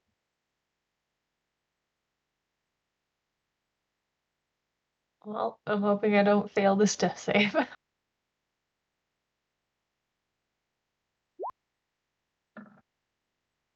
Whew. One success, right on. Woohoo! Good for you. Moving on, Rudolph. Rudolph is going to bitch at Santa and point to Mr. Hanky, who's crouched down and hiding. And Santa's just going to say, give like hand gestures, and they're going to grab Miriam's body and try to stack Miriam's body into the kiln. Again, this is an industrial sized kiln, so it's going to be pretty fun. It's still going to be a tight fit to get. Considering I'm a Goliath. Yeah, considering you're Goliath, and we got but don't forget they all came out of the kiln, so it is a huge one. And don't forget those giant tomb guardians were made in there and came out. True. Those things were quite large as well, so there's room to get in there. You're so close, I'm going to give it to them. And they shove your body in. That will take their full turn in their action to do. Okay? Can I just say to Nari, we're going to No, go down you're both, together. No, you're I unconscious. know. No. I know we're both unconscious. This is just part of this is outside game. Okay. Okay. It's like, gonna go out. I want to go out with you, Nari. But it seems that I was always hiding behind you, and now they're dumping your body on top of me. Then I'm still going to be behind you. Dogpile. Okay, Nari. I love Death it. saving throw. No, I'm dead. Oh. Okay. Nari, as you face the final death, you're a spiritual person. Death is not the end. Describe your spirit leaving your body. So I'd like to think that as my unconscious body gives its last breath, the essence that has been keeping me alive these many years leaves in a sort of twilight, starry, like fireflies of an evening, and it just rises out and goes up the chimney, find the skies. Oh, that's beautiful. It is. That is really beautiful. Okay. I shall toast your deadness. All right. Where's And then all of my bodily functions finish, and I shit myself. There you go. Oh no! I'm And on I'm top done. of you.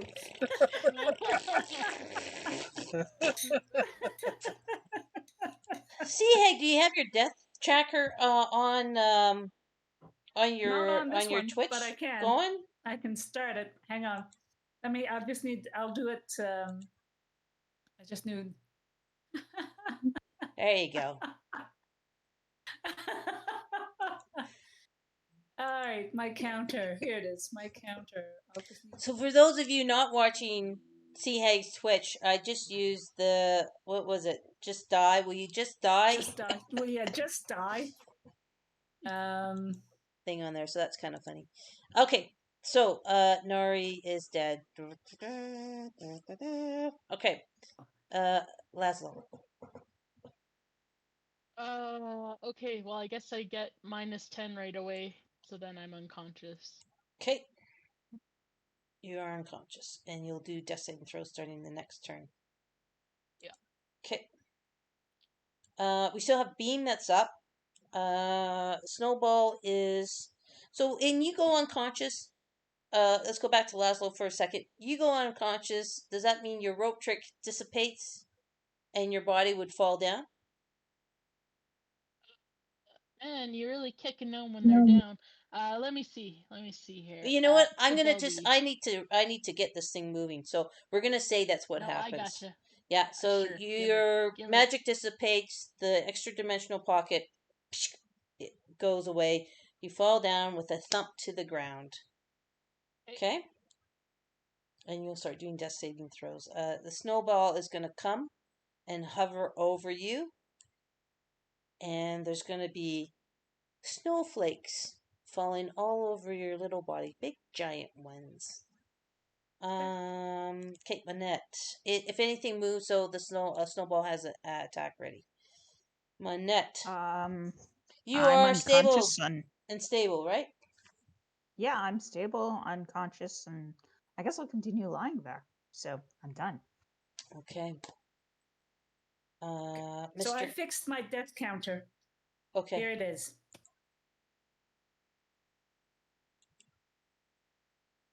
Okay. There in a sec. Nice. Okay. So Mr. Hanky is still sitting there protesting his innocence. He's gonna stand up as per Santa's barking, and he's just gonna keep sitting there with his hands up to Rudolph, proclaiming his innocence. Let's see if he convinces Rudolph on the second. No, he's doesn't seem so sincere. Rudolph is probably not buying it. And Beam, we're back to you. Last one standing or flying, Beam. I know. I'm like such on a crossroad. It looked like a total knockout scenario here. Yeah. Well, Beam is going to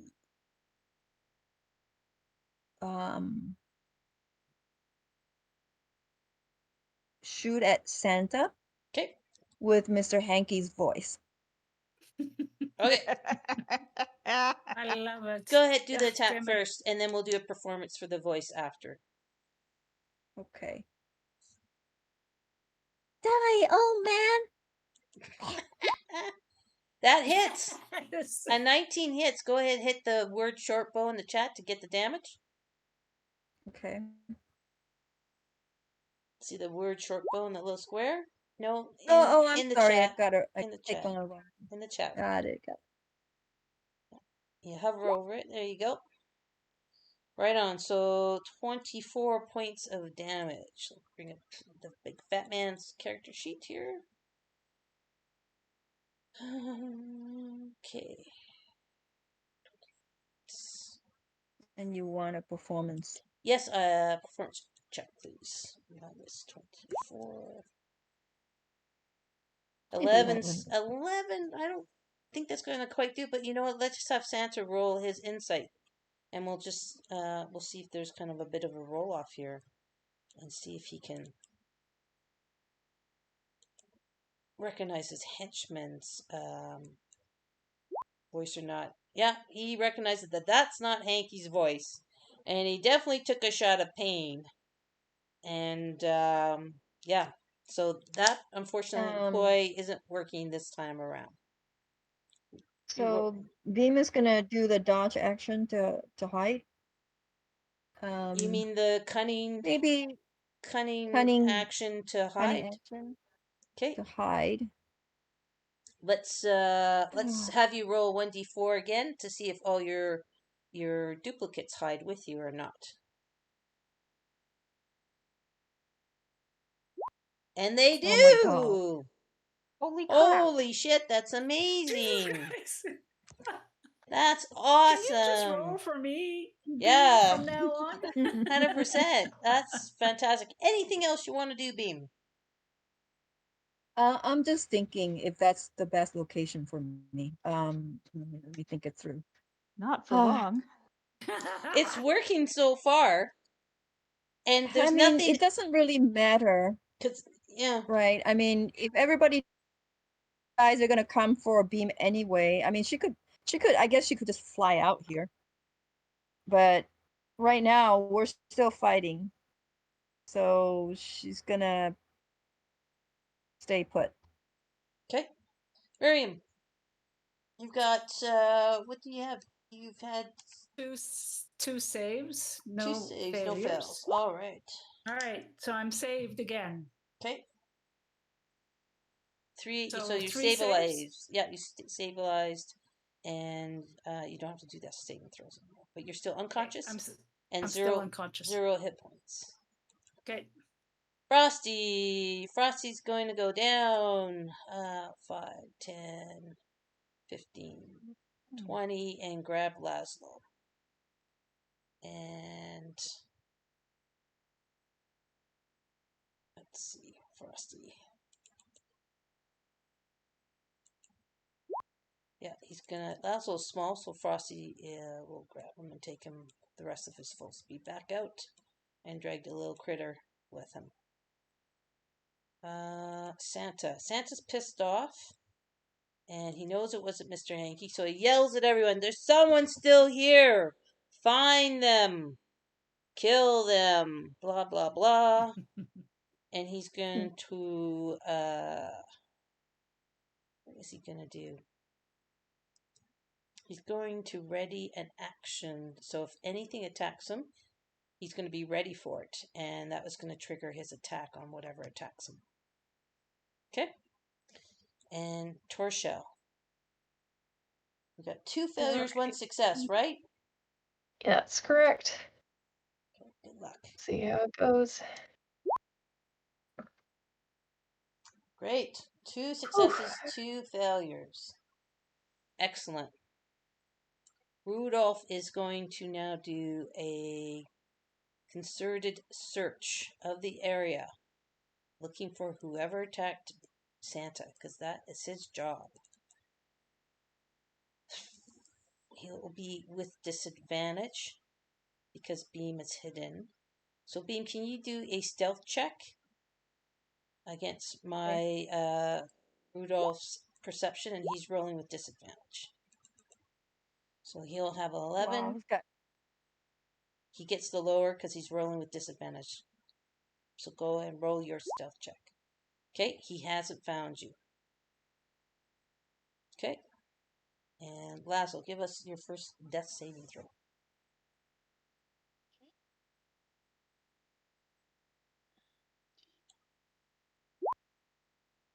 That is a fail.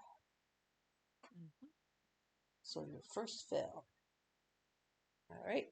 Snowball turn. Snowball's going 5, 10, 15, 20, 25, 30. It's going to hover next to Santa, awaiting instructions. Ready in action if anything attacks. It will react with an shit. attack. Monette, Ah, I guess you're just unconscious in 0. Yeah, I'm waiting to Get healed. join Miriam and Nari in the kiln. Yeah, there you go. In the I'm kiln. done. In the kiln. How much Done. room is there? Yeah, so Mr. Hanky is standing there, again, trying to convince everybody that he is innocent and still not succeeding. Wow. But if that, he rolled a 2, so it's not a crit fail. Beam, we're back to you with your turn. well, is the snowball effect still there, like damage of Yep, 10, if you that's get- it thing's yeah. done? Okay. Yeah, you take 10 cold at the start of your turn. So That you're means I'm unconscious. unconscious. Nobody's conscious. And 0 Well hit done. points. Okay, PPK. everybody, it's 8 o'clock. We're going to take a 5-minute pee break. Come back in 5 minutes. Okay? All right. Sounds good. Dun, dun, dun, Excellent. dun, Dun, dun, dun, dun, I like that. Yeah. Well, it's been fun, guys. Sorry, baby. Wow. What did we go wrong? Well, we didn't all hide in a safe zone and we I think didn't seal off the quite often kiln. she expects that like we will run or try to escape, but we seem to just always like we're like, there's bad guys, we will hurt the bad guys. And Yeah. I think she sometimes plans it where there's like exits and stuff and we could disengage somehow, but we don't seem to opt for that option as a collective. Hmm. But you know,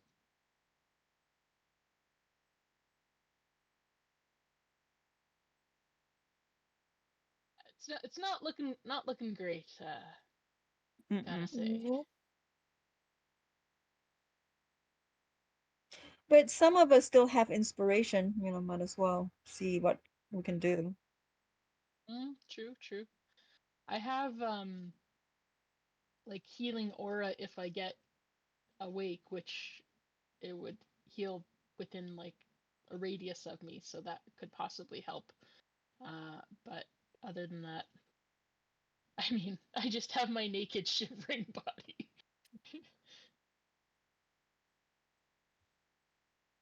I was trying to look through my spells and see like what do I have that I could do something, but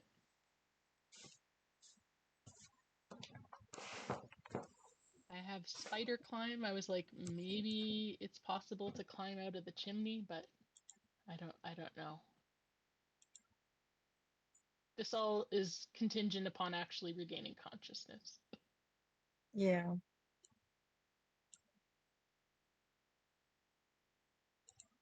Hmm.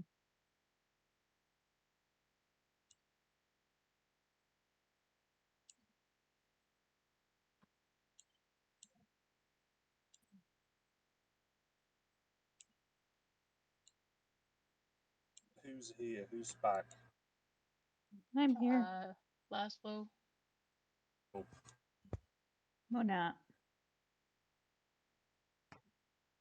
so what characters do you want to all roll up for the next one? Right? Ah, that is a question.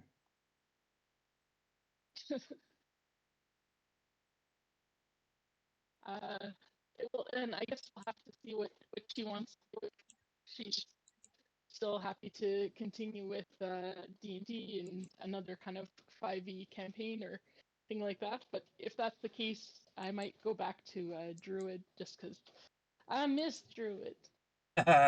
Need tools and just do stuff. Cool stuff. I was kind of thinking something that can heal. Yeah, yeah. That sounds like a smart one.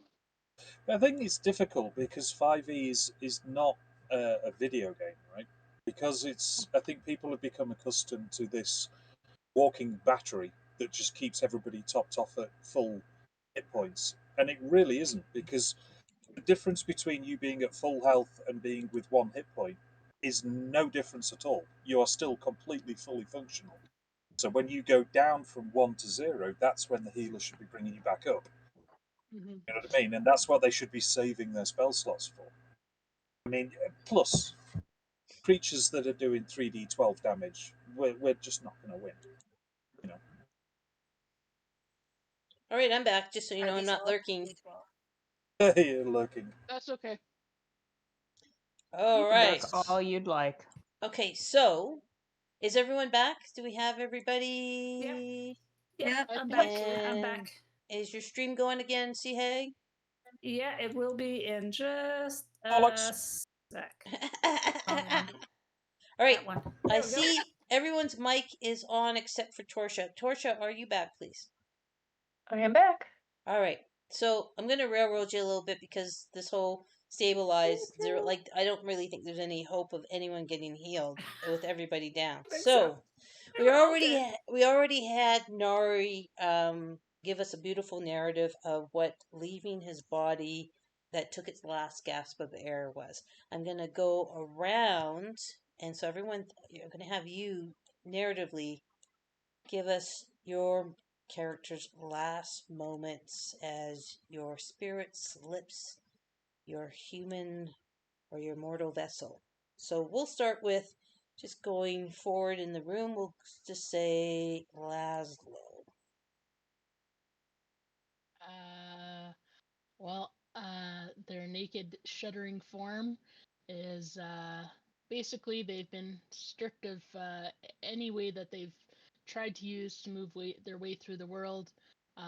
Their tools, their belt, their basically anything that they try to use to navigate through the world, and it seems that intelligence alone is not enough in a world as harsh and dangerous as this.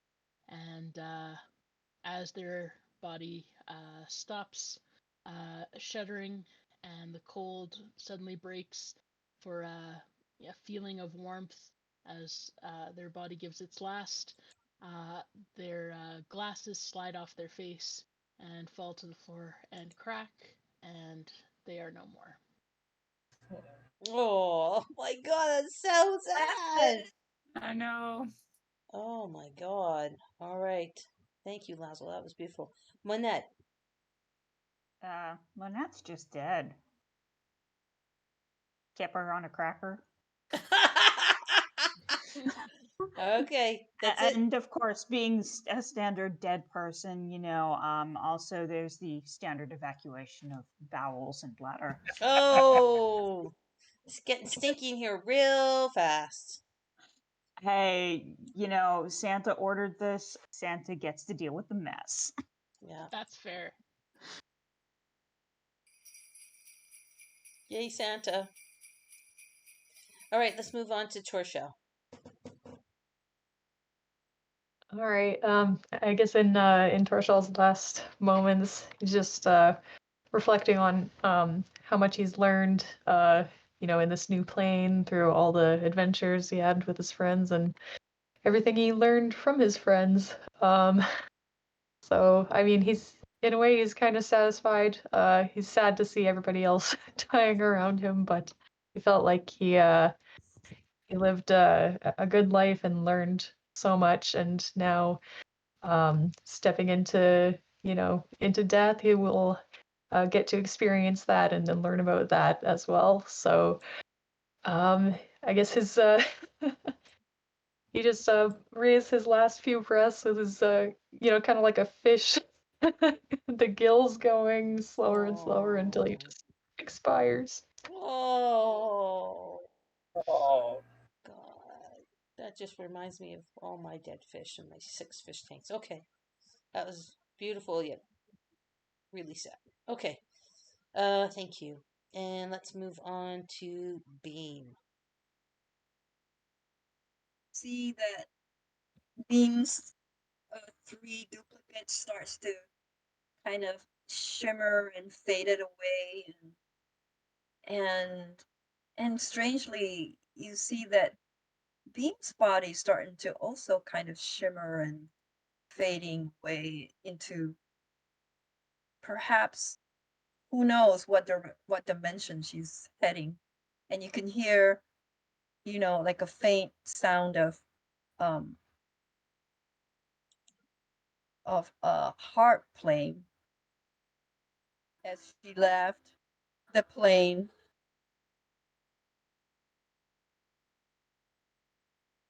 All right. Thank you. That was nice to hear the harp. Miriam. So Miriam feels the essence of Nari leave and realizes she's failed, not just Nari, but the rest of the party. Failed in her duties and vows as a paladin, and but feels honored to have fought with this crew and the many adventures, encounters we've all shared, and so looks to Nari's starry form and follows it to the next adventure with Nari. nice. Aww. That's a true friendship. Yep. And in keeping with your Goliath heritage, as your awareness leaves this mortal coil, you hear your Goliath tribe's funeral march kind of coming, and so anyone that has roll 20, you should be able to hear the funeral march playing. Yep. Hang on, let me just do that. This is you probably don't want to see Hag on your Twitch because it is a copyright song. Okay, This is I won't do that. This is the Goliath funeral march. There you go. And so as that all happens and you guys Your spirits are like dust in the wind.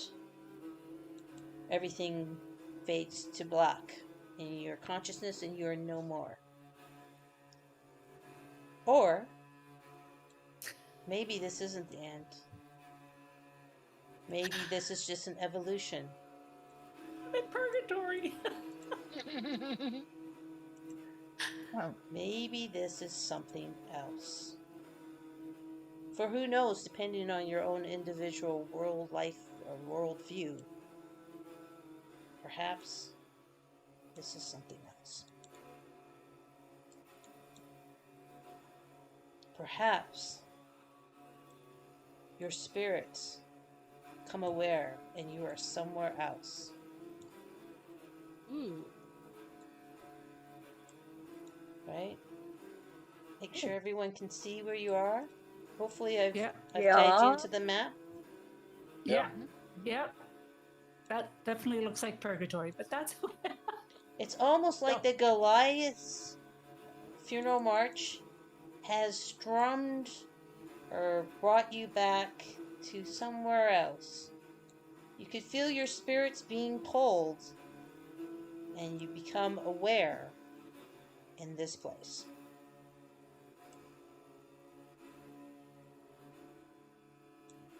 And as the funeral march fades, you become even more and more and more aware of a new surrounding. And you're not quite gone to dust. All right. As you become more aware, you look around and this is what you see. Do. Second. You see that you are in a triangular chamber that has a pit of lava flowing through this triangular chamber. Above which is suspended an enormous crystal cylinder, held in place by three adamantine struts. There are wraith-like forms swirling inside this cylinder, and otherworldly screams hang in the air. 4 long, writhing tentacles sprout out from this cylinder's cap. A shriveled monstrosity, the size of an elephant, floats near the cylinder. Its body is wet and malformed. Its arms and legs are atrophied, and its oversized head drips black goo. The creature is attached to the cylinder by a twisted umbilical cord. Now, I want everyone to give me an insight check, please.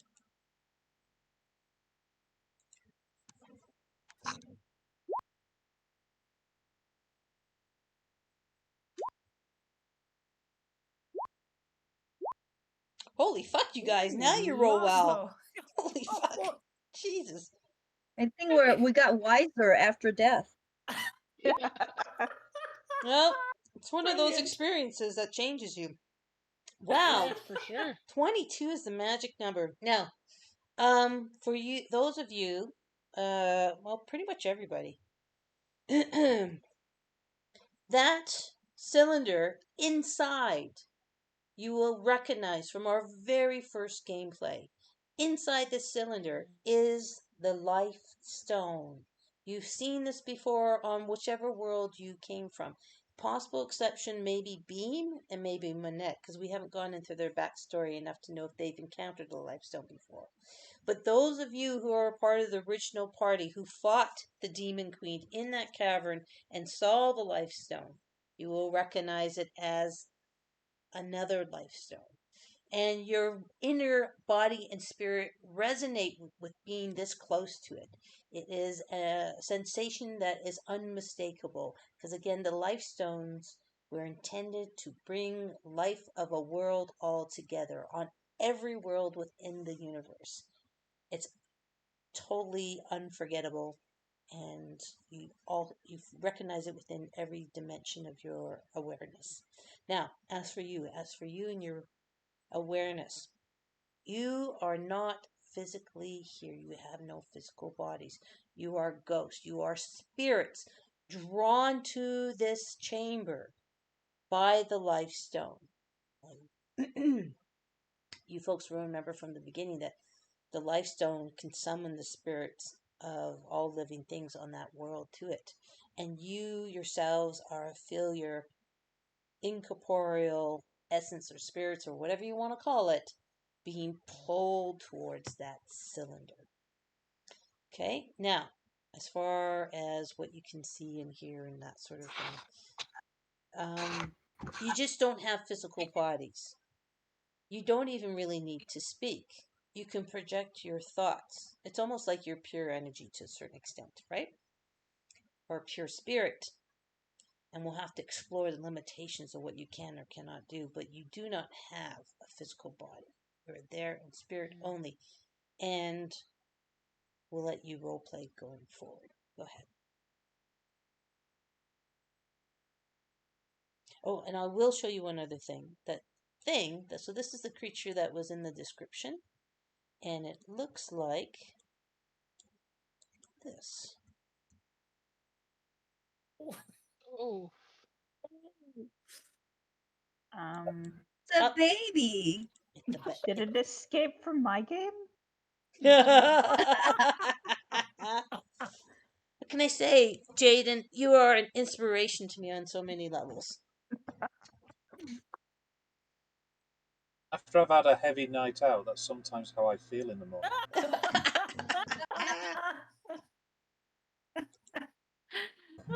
Yeah. Oh. Can we actually move around in our non-corporeal states? You want to try? Sure. Okay, so how this is going to work, because you don't have a body, every time you want to do something, you have to do something similar to like a willpower check. Something like that. So let me just bring up one of your character sheets. And let me have a little dingle dangle at it.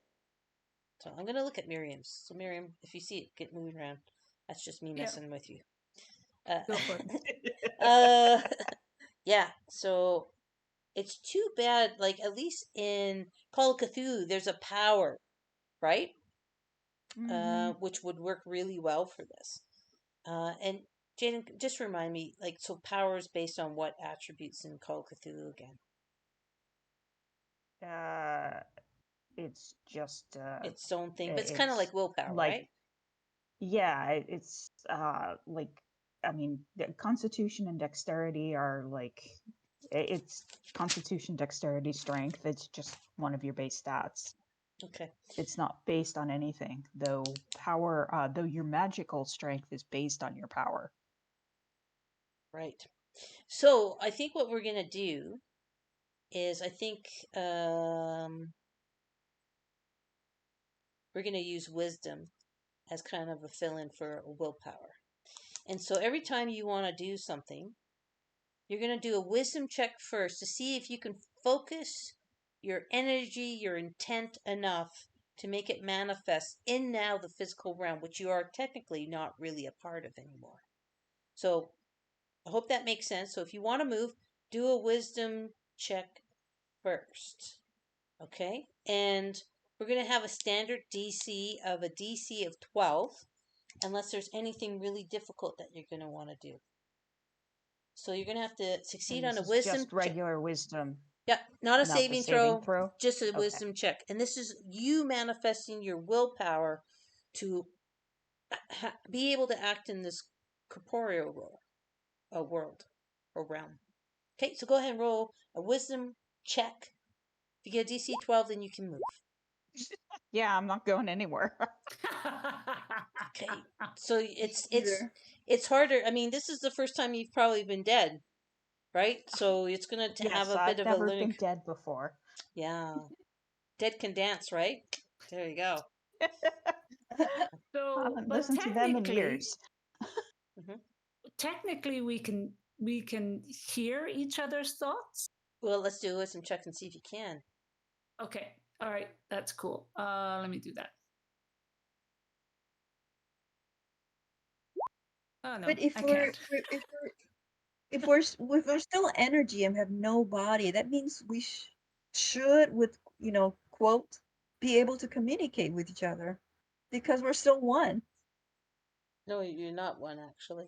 Not, Ah, not I yet. try. You still have an individual kind of like spirit still at this stage of the game. Wow, I'm so surprised that a paladin would roll that low on a wisdom check. Okay, so Miriam's struggling with trying to communicate. Okay. Yeah, my wisdom Beam is fail. don't have good wisdom. I'm going to try and move. Okay. Yes, Nari. Nari's getting the feel of it, but as a cleric, it makes sense that Nari would Yeah. have a So connection. I come out of the alcove, and the one thing that you notice about Nari's form, should we say, as he's floating across the floor, he's not moving his legs, but the image that he portrays is actually a twilight image. So there are pinpricks of stars throughout his entire body as he's moving. Um, I am Cool. I'm going to just drift along, and I'm looking for people. I'm not entirely sure I would have seen Shal in the corner there, but I may come across Monat, and I'm going to try and communicate to Monat. Do a perception check first, because again, Okay, this is new. No one's been spirit before. Okay, that's good. You can see Monette. I can see Monat. Okay, so I'll try and communicate to Monat. Maybe just I'll try and speak, and if no sound happens, I'll wave a hand and see if they uh, see me. Okay. So Manette, because Nari's been successful in moving and perceiving you, we're gonna have you do a wisdom check, but you're gonna do it with advantage because Nari is sending his intention and energy towards you, and it's helping you. Fantastic, Oh, wonderful roll. So you can you can see Nari, and with that roll, what would you like to manifest? With an 18, that's really good. So you can have manifest something. Is this movement or thoughts? You can do either or. Great. I'm going to give Nari a big hug. And your forms go right through each other as you drift Well, through each other in a kind of an astral. Just never think of mind it as on that. astral traveling, folks, right? Your astral selves, astral travel. But just think Shirley MacLaine. I, I still smile at the warmth. Mhm. Wouldn't it technically be cold? But hey, one digress. The warmth of the reaction, then, rather than the warmth of the touch. that's it. Yes, the warmth in the eyes, right? The smile. Okay. What do you guys want to do? Anyone else want to do anything? But Oh, yeah, so I Nari and want to Manette are like. connecting. Keep going, Manette, if you want something else. I just want to turn around and see if my body is actually in the alcove. No, no, there's No body? bones. There's bones. Bones that Do are they look much like? larger than what Dragonborn form would be. Yeah, your body's not here. Oh, well, that's entertaining. Maybe we should go hunting for our bodies. Because hey, if there's anything resembling a wake, I totally want to fuck with the people at the wake.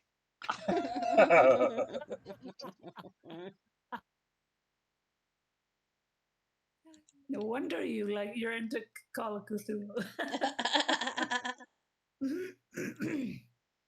So again, feel free to jump in, anybody. I mean, this is wide open for whatever Okay. role play you guys want to do. So, well, I'll let other people because I've done mine. Okay. So I'll let it. Yeah, let's let someone who hasn't done something go for it. Laszlo can see Miriam across. I think that might be the only kind of person in their direct eyesight You have to do a or eye perception line. check to see if you Oh, can I see her. apologize. I apologize. Okay. Everything's going to be a bit harder. Again, this is your first time in incorporeal form. 15. Yeah, you can see something resembling the form of Miriam across. Nice roll. Okay. And I was gonna try to use message to talk to them, but do I have to wait till the next turn then? No, we're role playing. Okay. You want to drift So over? that's Or you what- want to have the intention to communicate with them? Go ahead. Yeah, I want to use message because I don't know where we are or if it's safe Okay. to move forward. So I just should have wanna had you see if I do the can wisdom communicate. throw first, but so Okay. now do a wisdom throw to see if you can have the intent to communicate with Miriam. And I got to remember, I have to get you guys to do wisdom throw first. Again, it's manifesting in this corporeal realm, right? Nice! Oh my god! 22, my that's God. fantastic. Do whatever you fucking want. Okay, you can communicate all you want. You can tap dance and sing Candyman and sound like Sammy Davis Jr. if you want.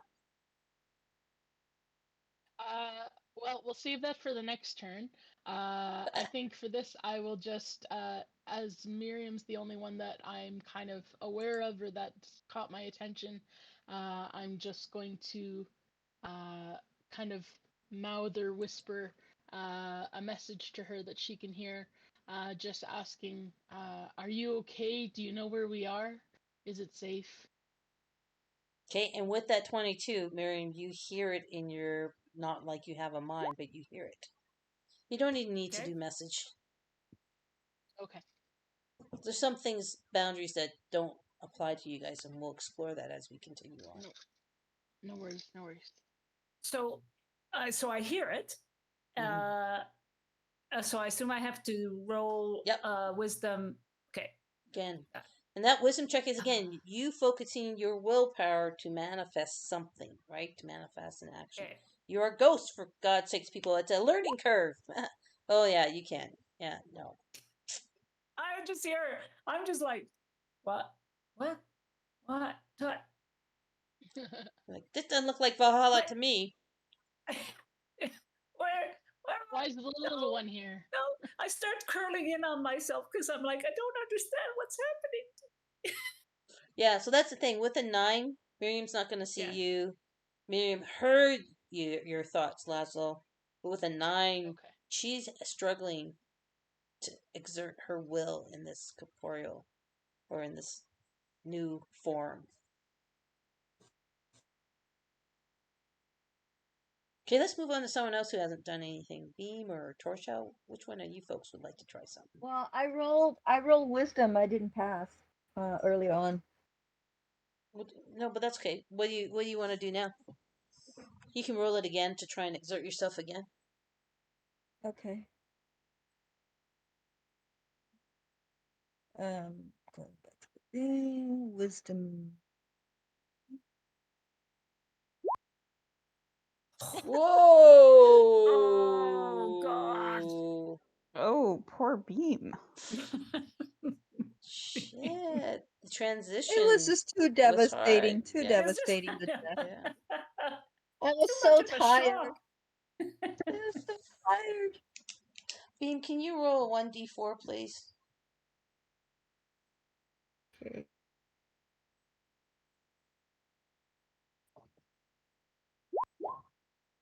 Oh, I clicked twice because I Oh. thought the first one didn't. Yeah, so the next 4 things you do will be at disadvantage. Because you are struggling in this new form. So the Yeah. next 4 actions you try will be rolled with wisdom at disadvantage. Okay, out, Torsha. Give me a wisdom throw. Or check, wisdom check. See Sure. where you're at Just with straight manifesting. wisdom. Yeah.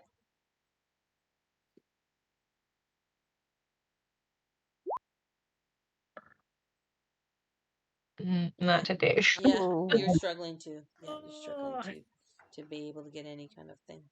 Again, it's so everyone's had kind of like a turn, if you will, but those, let's kind of just carry on with those folks. Let's kind of go around the room again. Again, no particular order, but those who feel kind of gotta, like, I don't want to sit there and put the turn tracker on, so let's maybe just turn the camera back to Nari and Manette since they're connecting. They're connecting!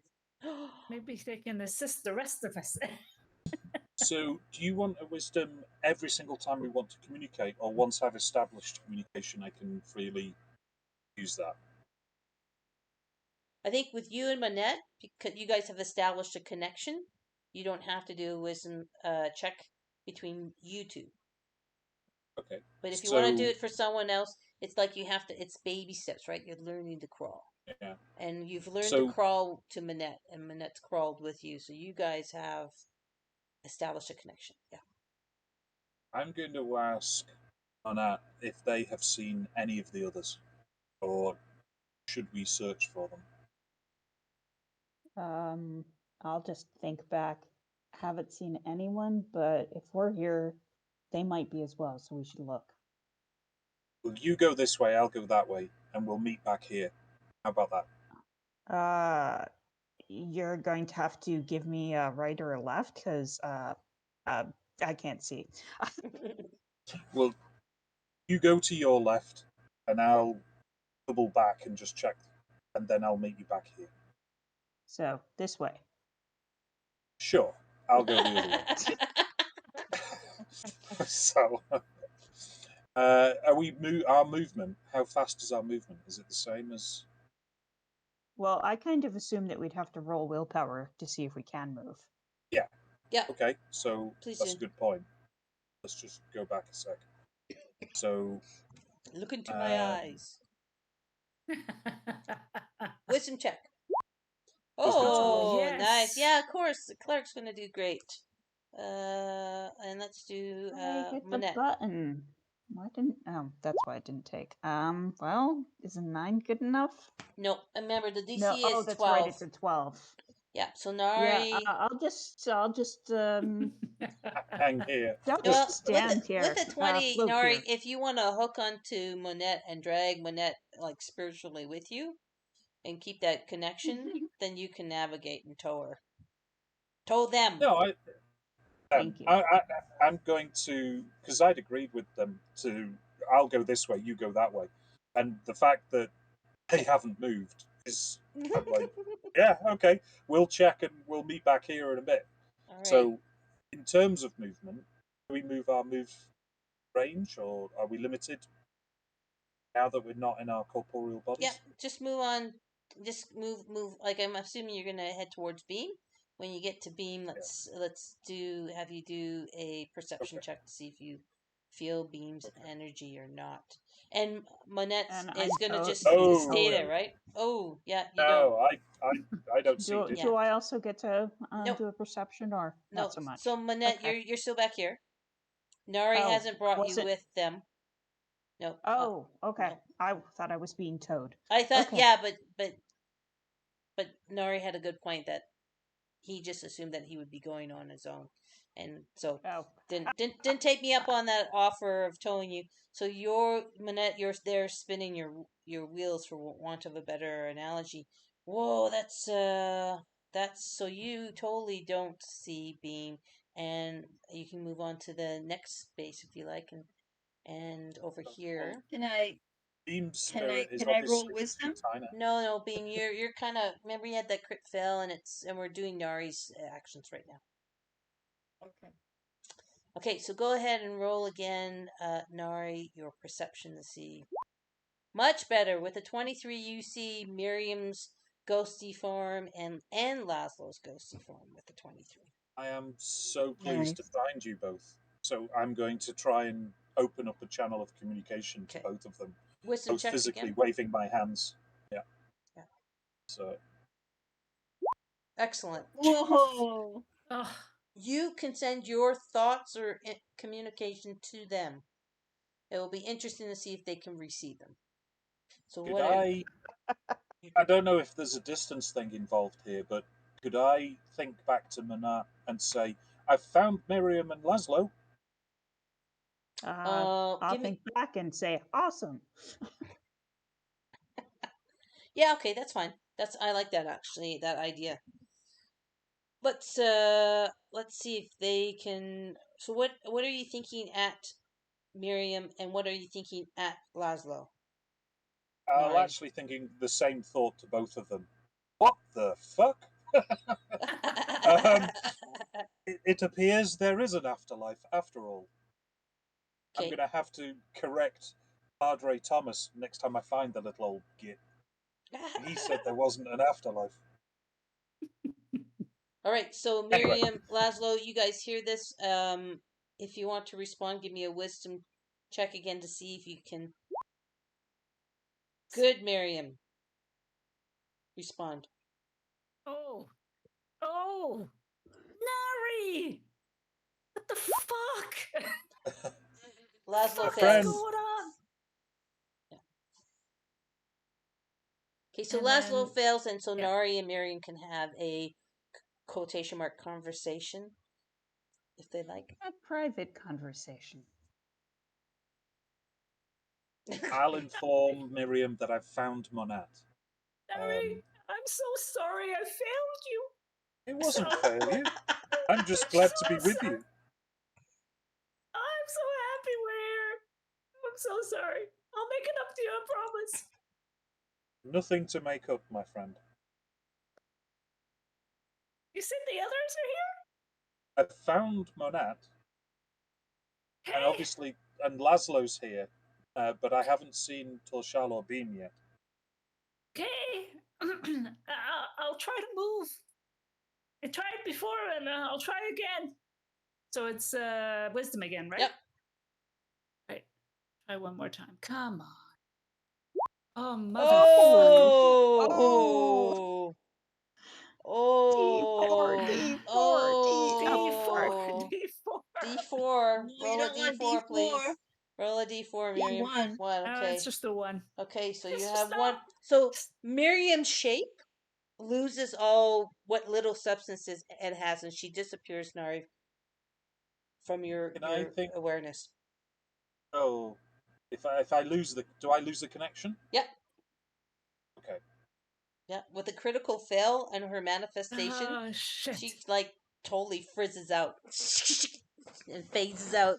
You can't see her shape or ghostly image at all anymore. She just dissipates. And I again Like have that. the inner cry of no. And you're a fucking paladin. Your wisdom should be good. What is your wisdom? No, my So wisdom charisma is or 11 Oh, because I put my stuff into strength charisma. and charisma and Yeah. constitution. Well, all right. Anyway, that's what I did. Okay. I was going to be the tank, right? Yeah, no, gotcha. No, No. it makes perfect sense. All right, Yeah. Nari. What's your reaction to losing Miriam? You lose her sense of Panic. connection. I'm now panicking. I've lost her once, and I've just lost her again. I'm like, no. All right, we're gonna leave you there for now, and we'll switch camera back to, let's see, who hasn't done anything for a little bit. Torshell. Okay, Torshell. All right. Just gotta trying to figure out what's going on where I am. Let's see if I can do some wisdom here. Nope. Oh, jeez. Spinning in their wheels. It's not a crit failure. It's not a That's crit good. failure. You're still there. Very traumatic experience for me. Okay. Beam, what are you trying to do? And just remember, for the next 4 attempted things, you're rolling at disadvantage. Okay. Do you want to give me a wisdom throw or yeah. check? Yeah. So do it twice then, right? For disadvantage. Yes, please. Just a check, not a saving throw. A check. Oh brilliant. no! Oh no. No, the What? first one though. No, she rolls at disadvantage. Let's Yeah, wait. but the first Oh, what one do would be the disadvantage, Oh right? yeah. Okay, yeah. Yeah, I get so ya. 14. Yep, you make it then. What do you're able to So- control and manifest somewhat. So what do you want to manifest? So I'm gonna grip the wall and like slowly kind of inching outward because I still have a traumatized image of Santa right before I Okay. left. And just so you know, your hand, what you perceive as your hand, goes through the wall. Oh right, okay. So I'm gonna just slowly inch out, You're a ghost. outward. Okay. If I can move. Yeah, go ahead, move. Move your Okay, I'm token. gonna inch out there Go and for kind of look around. Okay. Give me a perception check. Okay.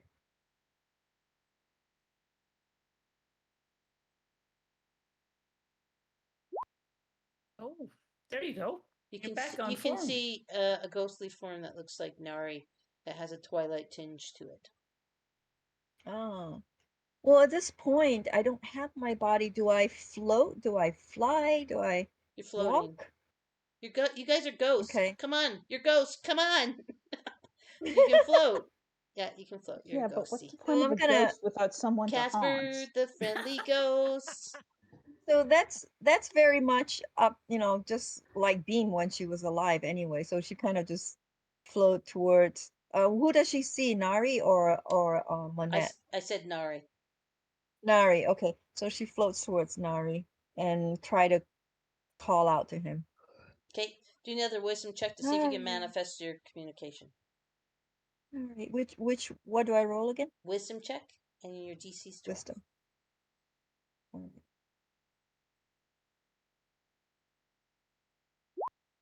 Nah, you're trying, but you just can't seem to manifest a connection to him. But you can move closer Okay. to him. Go ahead and put your token closer if you want to be closer. Okay. But you can't seem to Yes. connect. Try to reach out. Okay, At least I'm hopefully visible. we'll have to see. Laszlo, what are you doing? I will. So Miriam blinked out for you too, just so you know. Oh, shucks. And So do I roll perception? yeah, roll I want to perception. see. Okay. Let's see if you can see Nari. Nope, can't see Nari. All right. I just kind of whimper to myself because I don't know what the heck is going on here. This is all outside my wheelhouse. Okay, so did you want to do anything? If so, give me a wisdom check to see if you can manifest your ghostly intent. I guess I will do a wisdom check and move towards where I last saw Miriam. Okay. Oh my god, was that a ship name? Mary? Is that Nari and Miriam mixed together? It's a ship. Are we shipping those two now? All right, that's a great roll with wisdom. So go ahead and you can your ghostly intent to move you can do with the 16 roll. So go ahead and move where you wanted to. Okay. And it seems empty. Miriam's not there. She's dissipated. Oh, sad. Okay. I just curl up and whimper more. Okay, Manette, you can't seem to move. But what do you want to like? Are you let's give me another wisdom check to see if you can really I am focus gonna your willpower. focus. Come on, I can do this. Focus. Hell yeah, There you you go. can. Well done. That's great. Great. Tell us what you're I'm gonna do. going to. I'm not even sure which. Do I have any idea which alcove Nari came from? No, but you know which way Nari went, and you know that you guys had an agreement that you would go the opposite direction. Okay. Well, in that case, I'm going to check both of these alcoves here. Yeah, and with the 21, I'm just gonna say you can see Torshell's figure kind of Oh, like struggling in spot, kind of writhing. They are kind of shift, that like doesn't almost look good. statically, like shifting in and out a little bit. They're having such a hard time manifesting. Can I focus my will again and try to communicate? Yes, please do another wisdom check to see if you can Okay, come connect. on, I can Make do that this. connection, a soul It's connection. not that hard. Apparently Oh, it is. It is. You put too much energy in your first one. It is that hard. No, but that's good. You found at least Torsha. You can at least see them. I will think in the direction of Narin's. Like, I found Torshell. Yay! Yeah, Nari, go ahead. Let's go back to you. Are they okay? Can they move? Are we struggling? Yeah. Well, our ability to move and or communicate is we're working on it. Work in progress. Roger that. Miriam's having a few issues. Alrighty. Did you find Beam yet? I'm looking in the wrong direction, so I don't see him. Okay. And I'll be like, Not yet, but she is tiny, so I've probably missed her. Yeah, yeah. Look for spirit under some bones. Do you want to give me another perception check, Nari?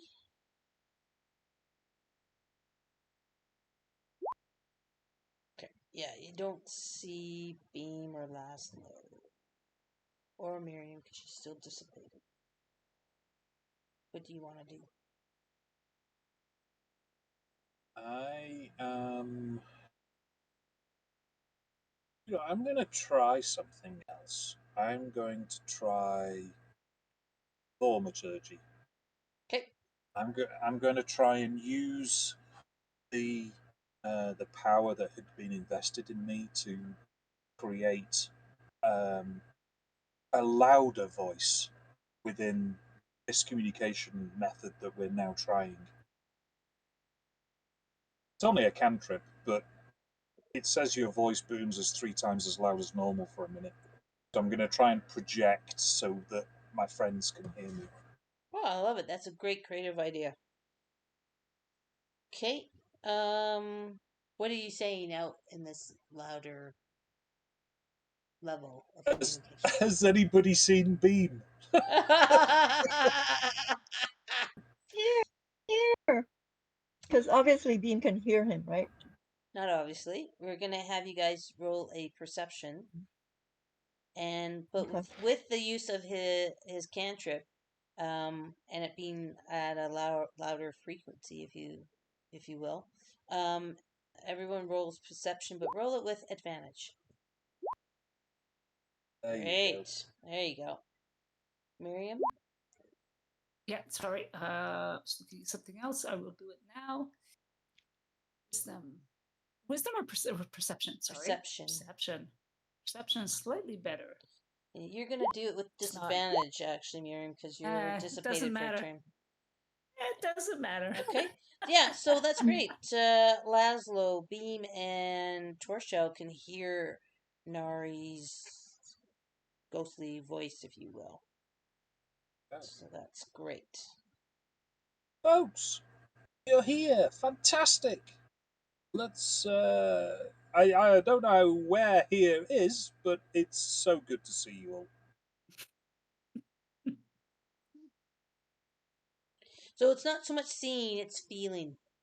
Yes. So you can feel the presence of Beam, Torshell, and Laszlo being somewhat in the vicinity. I know, Miriam, you can't feel her it's so anymore. good to feel you all is kind of creepy. Feel good So- to feel you all. Entering into river territory. Yeah, I'm a cleric, not a sense priest. you all. So good to sense you all. It's Yes. very sensual. It's good to sense you all. Yeah. Nori, can And you? Beam is still looking around for Santa and a crew. Okay, so she's not really paying attention to anything else but looking for Santa and the crew. Well, she did hear Nari. I mean, if that communicate through successfully. It did. You did. You rolled Yeah. great. Yeah. So, but she's still traumatized. She's still looking for Santa or the crew in case they just show up again, you know. Right. Nori, can you give me I'm sorry, I'm looking at your character sheet really quick here. I want you to give me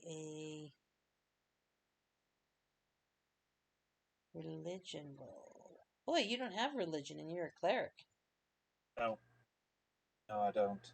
You're It's, a really shitty cleric. You have so little faith. Maybe this will change your thing. 13's good. Everybody, Nari, with that everyone that heard Nari's voice, he acts like, and with the successful religion roll.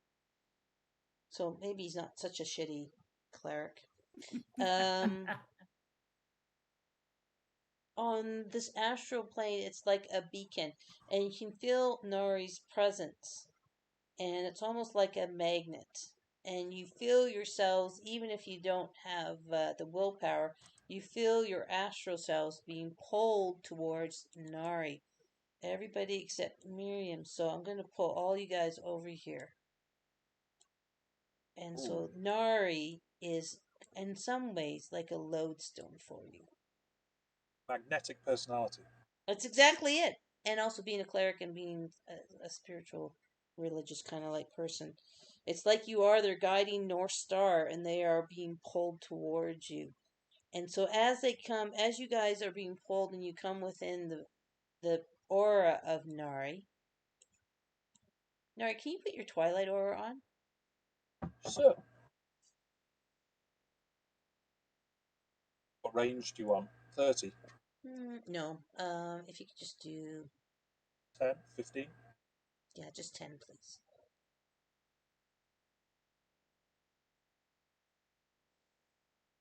And then I want, can you put it a different color? Can you maybe make it blue? Sure. Of course. Miriam, can you do another wisdom check? So with can I advantage. Sorry, go ahead. Okay, I was going to pitch something else.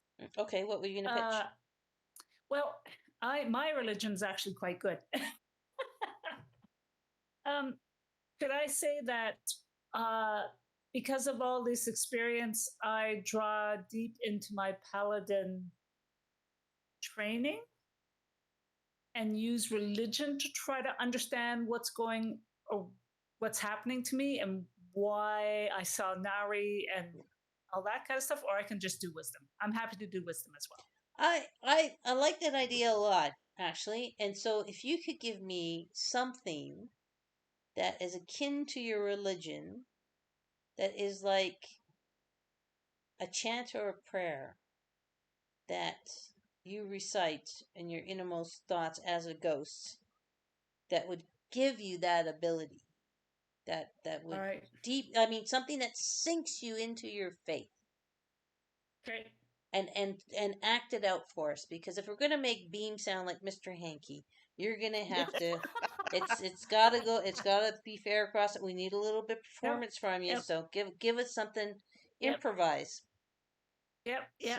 So kind of chant or ritual or Hail Mary or whatever.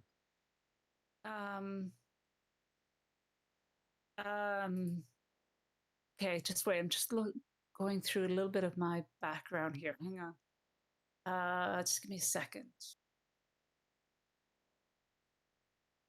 You religious people really aren't religious. You religious classes. I don't know, man. Okay. I think you just took up the order so you get a free bed and free meals. All right. So in my background, as a Goliath, and I do have this in my bio and info.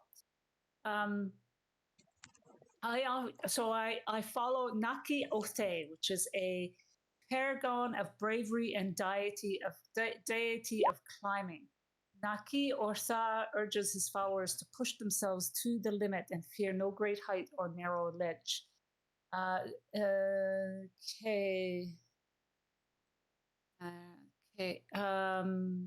Always climbing. So I would say Noke's Atha's prayers are often in verse. Frequently, the first line or two is whispered, with each successive line delivered at greater volume until the prayer ends with a shout. That's fantastic! Okay. I'm so impressed that you have that in your background, in your bio. That is wonderful. Use it. Yeah.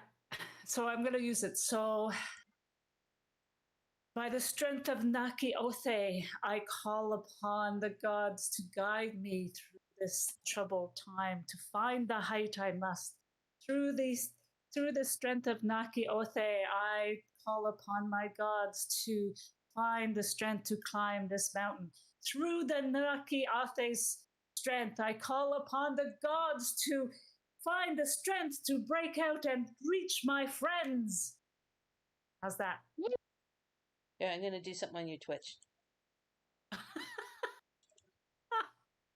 was going to say, I think part of the reason why Nari moved away from the ordered religions and started exploring more natural things, and like he got his druid thing is because he was either disenchanted or really, really bad about learning all of the religious rites and hierarchies and all, he's like, screw that, I'm going to wander into the woods.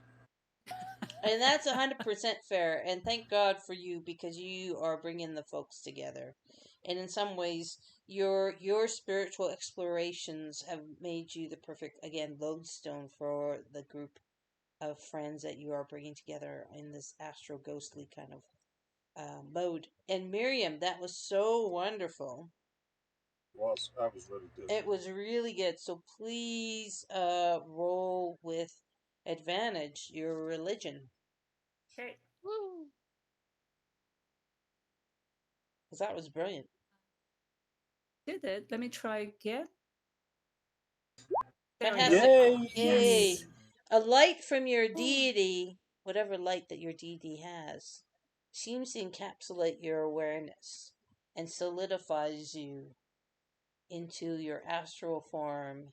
And when you appear, your form appears before your comrades, and you have a saintly glow about you, a divine touch of your God who is pleased with your prayer and is answering it by helping you manifest yourself. So it's brought back, if you will, your atoms so that you manifest as a ghostly object that your friends can now see. Okay? Oh my god. Can you put a yellow aura around your token? We'll just see if it works or not. Okay, how do I do that? Click on the token Yeah, so that you see the cog, yeah. and then when you left click Oh, on the there cog, it is. mouse Yeah. down, and you should see radius and tint. And make So sure you you, put in- I think you should be able to put that other people can see it too. Yeah, can I do 5? Should I put 5 feet radius? No, just put, Okay. yeah, well, Just man, put one? try 5 feet. Okay, Yeah. because I can put 1 as well. No, just put 5 so it's visible. Yeah, There sure. we go. There you go. You have the blessing of your God on you right now. So that's good. That was I love that improvisation. Love it. Well done. All right, so you are all there. You're all visible to one another. And you can now communicate using the strength of not just Nari, but the divine blessing of Miriam. So you won't have to do the wisdom checks to move or to speak to one another anymore. You are in the circle, a circle of brethren, if you like. You are as strong, yeah, bonded together afterlife as strong as yeah, we were in our normal lives. a soul group, right? Soul group. Yeah, you are I'm a connected. soul man. Exactly. I've got a very, very important question now. Yeah. Is Laszlo still naked?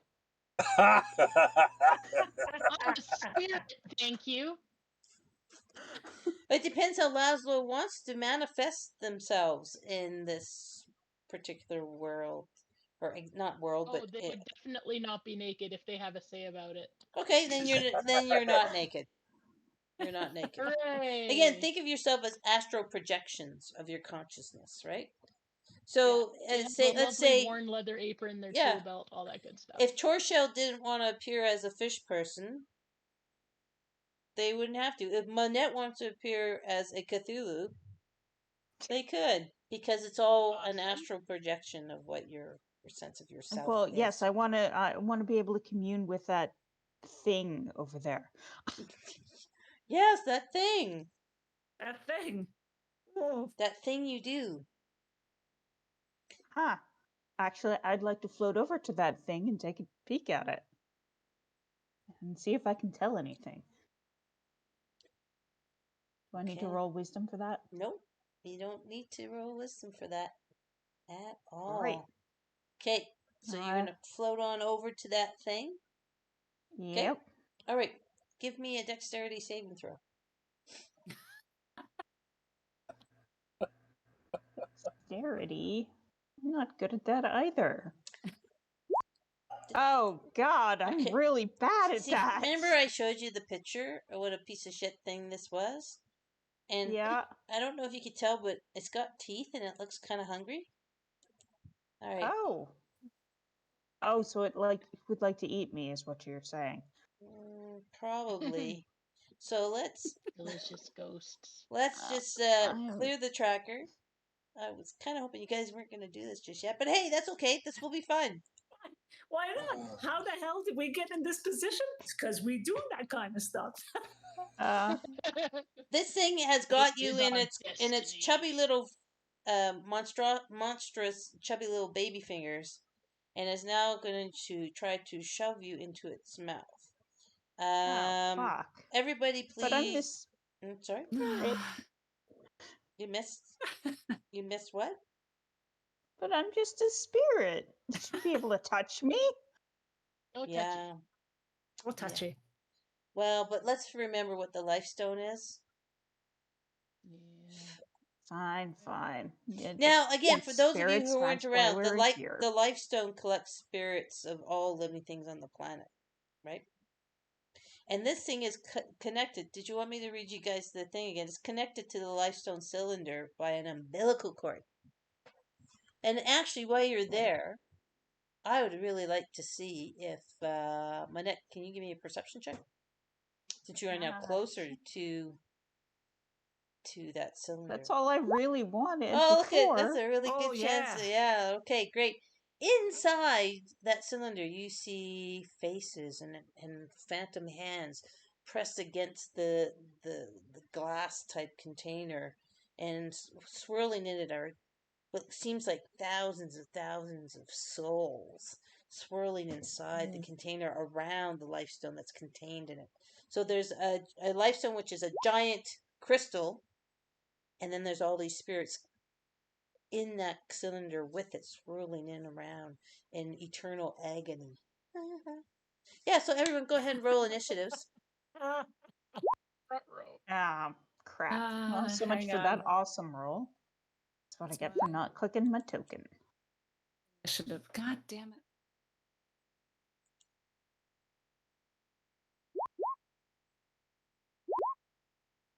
Oh. It says, oh, I did though. You did what? You got your token clicked on? Yeah, I did. Let me try it again. Let me see if I move it. Hit initiative. There it goes. Sorry about that. That's okay. Let's see. Just get this here. Right. Wow, Beam has such good dexterity. Okay, so let me first off finish what's going to happen with Manette and Nom nom nom nom. the Oh, big sorry. baby. What's gonna remain of Manette? Yeah, like that was not wise. Okay. Manette, can you please do a Constitution saving throw with a Sure. difficulty of 19?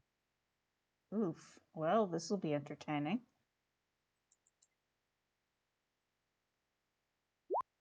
Okay. Nope. All right. So everybody, what in spirit form, what we should do actually, we should have done this before. I just wasn't expecting you guys to go crazy just yet. Everybody, so pretend like when your death was a long rest, reset your health Okay. points, reset your spell slots. Okay? Okay. Like you would after a long rest. And then I will roll. Unfortunately, I do have to roll some damage for you, Manette. Well, hey, I've got all of my hit points, so how bad could it be? Yeah. Terrible question. Yes, I realize that is a bad question, but hey, really bad question. Okay. It was giving it a go. They were giving it a go. Okay. Oh. Yeah. So it's almost like you guys really got to make sure you think that you are not corporeal. You're like ghosts. And so, Manette, this thing has grabbed you with both of its chubby little, creepy little baby hands. And it's like in Harry Potter with the Death Eaters. It's sucking your essence into its maw, into its mouth. Just like that thing with the Death Eaters. Am I using the right terminology? Or like trying to suck Harry's essence out of him, suck his soul out of him? Yeah.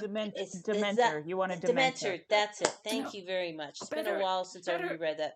Sorry, I'm a child. Yeah. Or better So yet, remember Jabba the Hunt? Mm-hmm. And the tongue comes out and licks you. Ew. I think I'd like the Dementors. I think we'll better, do the thank Dementor. you. That's kind of gross. But also the thing Well, is, it it's is not, gross, it's not, right? it's not physical bodies, right? Like Right, this thing true for enough. somehow is able to grab onto your spirit, which is a question and you should be asking yourself in character in your minds, and is pulling the life force of Monette into it and consuming it. Okay. Can I scream? And more importantly, can I actually say something like, "Hey, it's trying to eat me"? Well, again, you've gotten a soul connection with your friends. You don't have a body or a throat to scream with, but you can do a mental I'll cry do a out. total. Yeah, I was meaning a mental scream. This thing over here, it can touch us, and most importantly, it can hurt us and attempt eating us. A little help here, or maybe just float for your lives. I don't know. Pick something. All right. So The once you word guys hear float, that, doesn't seem very action oriented.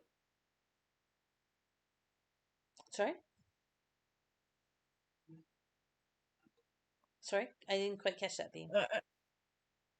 Well, I said I was just commenting that the word float, that doesn't seem Oh, very, high impact action verb. okay, cool. Well, guess what? We're now going to be in combat. And Beam, you're going to start, please. Okay.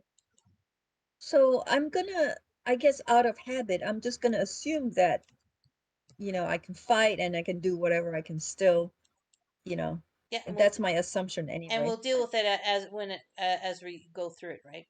This will be a little bit Right. different, but we'll deal with it as we move through everything. Right. Yeah. So I'm gonna float, not so close, but maybe halfway between, and I'm gonna use a command spell. I'm gonna click it Okay. to the baby. I said, Okay. Now, a couple put things her I down. want to make really clear for you guys, okay? So, you don't have to do wisdom checks to talk to each other or to move, but you will have to do wisdom checks until you get familiar with it. Again, it's like crawling, walking, running, right? Until you succeeded a couple times with casting spells or using magic, you're going to have to do the wisdom check to see if you can manifest your will to do it first. And we're going to have to do that Okay. a little while until you guys get the hang of doing these things as a ghost. Okay? So you're going to do command on this thing. So first, you need to do a wisdom check to see if you can actually do it. The DC is 12 as before. And then great, you succeed. So now you can do your Barely. command. Okay. I'm gonna say release her or release Okay. Them, please. Yeah. them. Yeah. Okay, so then the thing has to do a wisdom saving throw. And that's interesting. I wonder how this big bad baby, how much wisdom it actually has. Big Oh, bad it reminds me baby. of. It reminds me of. But Oh, not well enough. What is Reminds me. your Do you guys think that spell DC? Okay, yeah. Spirited Away? the what? Spirited Away. There's a big fat baby there. Same thing. Yes. It's like poking things around. Yes. Yes. That's a great film. Yeah. So you said release, right? Let's see here. Speak one more Yeah. command. On its next turn, it has to follow.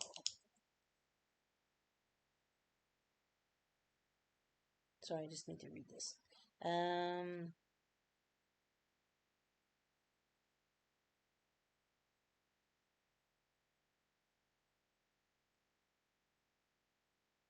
Okay.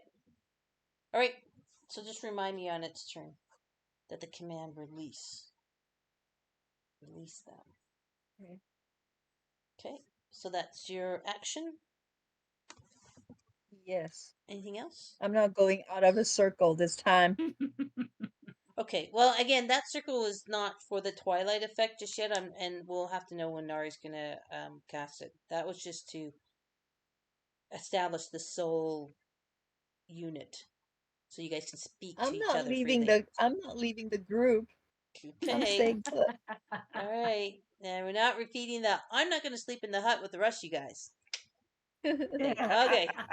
All right. Anything else you want to do? No more free spirit being.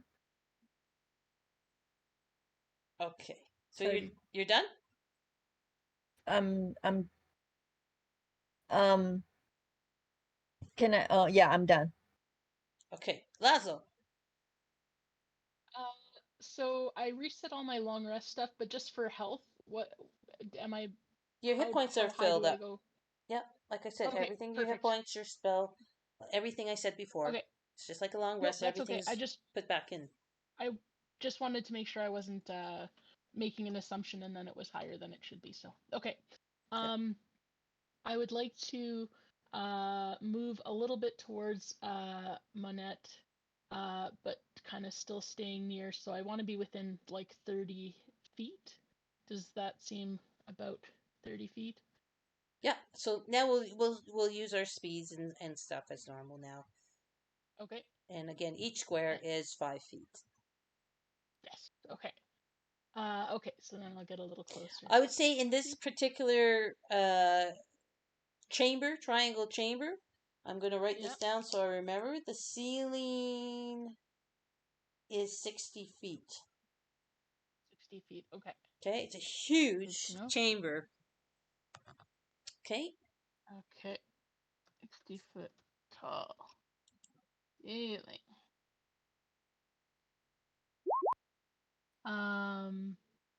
Okay, so I guess I'll get a little closer then so that I know I'm within. Oh, I lied. The ceiling is actually 30 feet. I just read the book. Sorry, guys. My bad. I should have checked with the book first. Okay. 30 feet. Okay. Okay. Okay. I just realized about the ruler thing, so now I'm like, oh ho. Okay, we're almost there. Okay, I think that might do it. Yes. Okay. So now I'd. What? What are you doing? Is this from really a garbage disposal? Try to use sanctuary on Monette.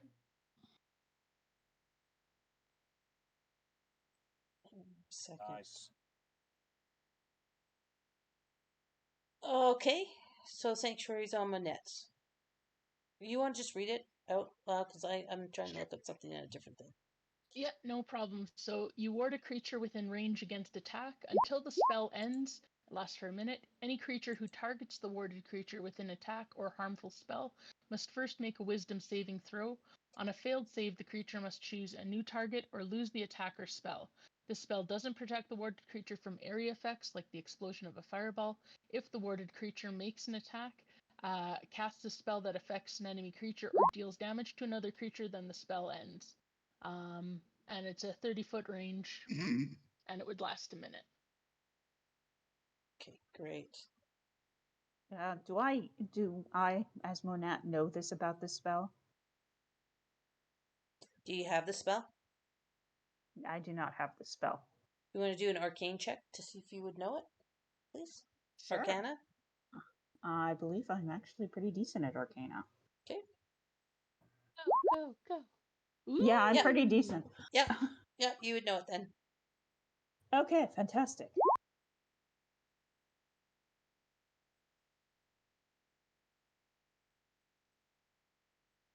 What's everyone putting shit in chat for? Okay, hang on, I gotta read this. Sorry.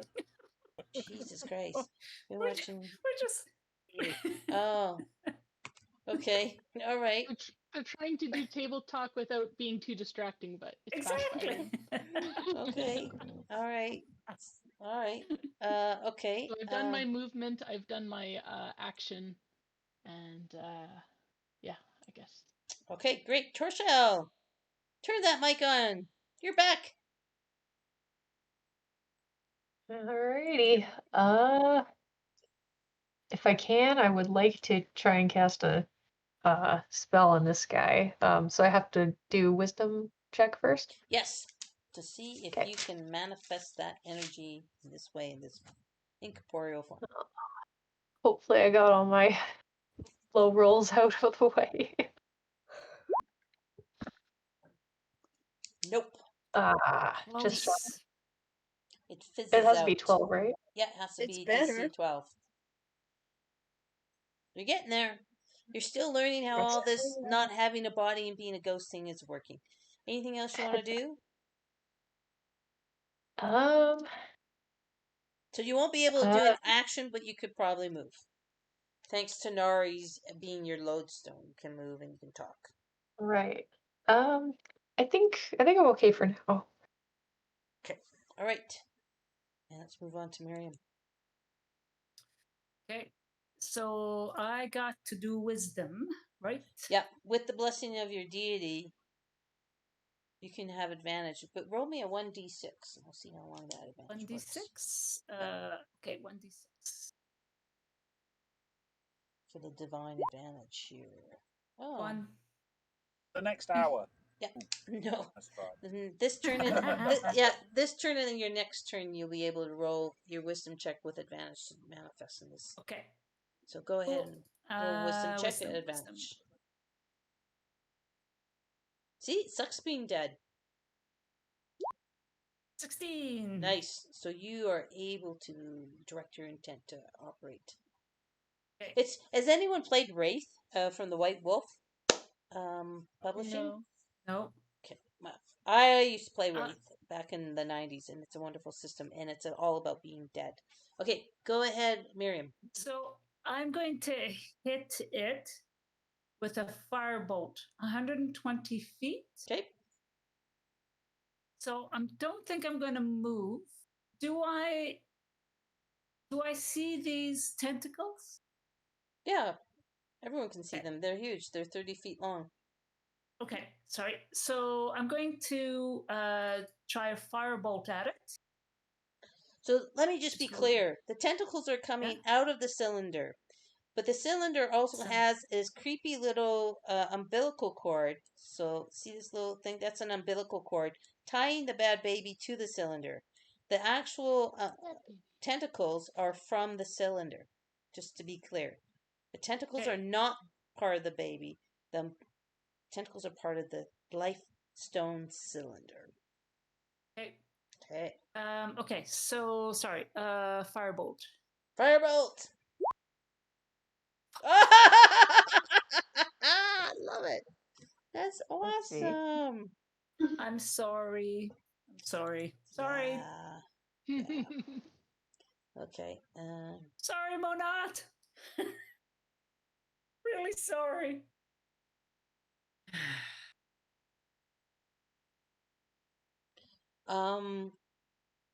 With that, you're gonna assume that Manette has a sanctuary on it, so on them. So, please roll a wisdom saving throw again, but a saving throw this time, Miriam. So we're gonna go up to sanctuary, and if you fail, then you have to choose a new target. This way, on a failed save, the creature must choose a new target or lose the attack or spell.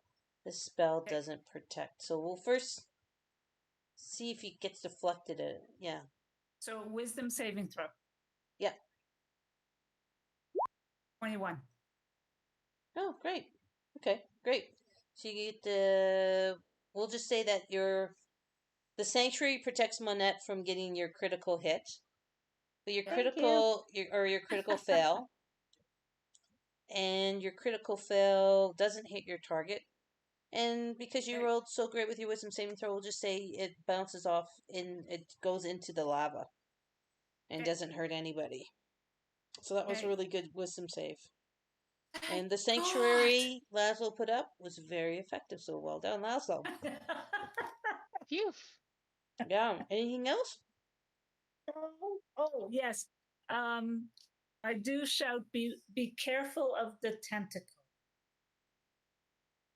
Yeah. I'll think back. Noted. As you're still in the baby's little hard little fat little hands, because you're still grappled by it, right? But Hopefully not for long. it's just Okay. yeah. We'll see what happens. Okay. But speaking of Manette, That's it. let's go back to Manette. So you're grappled Right. by little baby fat hands, but you have Uh, sanctuary on you, and you're aware of it. yes, and I would like to try to get the hell out of here. Okay, so we're gonna have a grapple situation. So I believe Yep. that's strength and strength. Let me just pull up my old Oh, sheet to strength. remind Oh, myself. dear gods. Yeah. This is not going to See, go well. I'll just never. The baby is a baby, right? So grappled. Ends if removed from grappler's reach. Ends if grappler is incapacitated. Well, that doesn't help at all. If it's a contest, the grappler uses athletics, and the grappled uses either athletics or acrobatics, and it's a contest. Well, there you go. Thank you very much. Let's do that. Let's do an athletics against athletics. Well, I wonder what this fat baby has for athletics. Oh, Ew. can't I use acrobatics? You You can can use. have a choice as the grappled. You can do because it's a strength or dexterity reaction to being grappled. Great. I will wriggle myself free and use acrobatics, please. Sure. And it will use strength. Oh, dear Oh, fucking gods! What happened? Oh, my God. Oh, there you go. I rolled You God, remain. You remain grappled, my friend. But I'm gonna there's hope. Remain grappled. Yep. There's hope. You still got sanctuary on you, so it may hold you close and tight in its chubby little fucking fingers, but maybe it won't suck your life out anymore. The minute that sanctuary lasts, will that cover the duration of my? Oh, actually, that should. Will it be off like next turn or the No, turn after? every round in D&D is 6 seconds, so you got 10 rounds that 10 rounds. the sanctuary would have effect in, 1 which is minute. quite long. Although I never thought we Oh, could go okay. as long as 10 rounds before until we did combat with you guys previously. Holy shit. They're the Christmas surprise. Well, Yeah, that took 3 months. yeah, and before that though. Yeah. Before that. So, as you're grappled, your speed is 0. It ends if you're removed from the grappler's reach. Ends if grappler is incapacitated. Otherwise, we'll have you challenge the grapple and try to break it like we just did on your turn each time. Okay? Yep, done. Anything? Yeah, okay, you're done. Okay, Nari. Okay. I would like to move here, Mm-hmm. and then I'm going to try and cast a spell. So, it's my wisdom check. I do manage to just remain in control enough. Nice. The spell I would like to cast is the non-damaging version of the Thorn Whip that I've used before.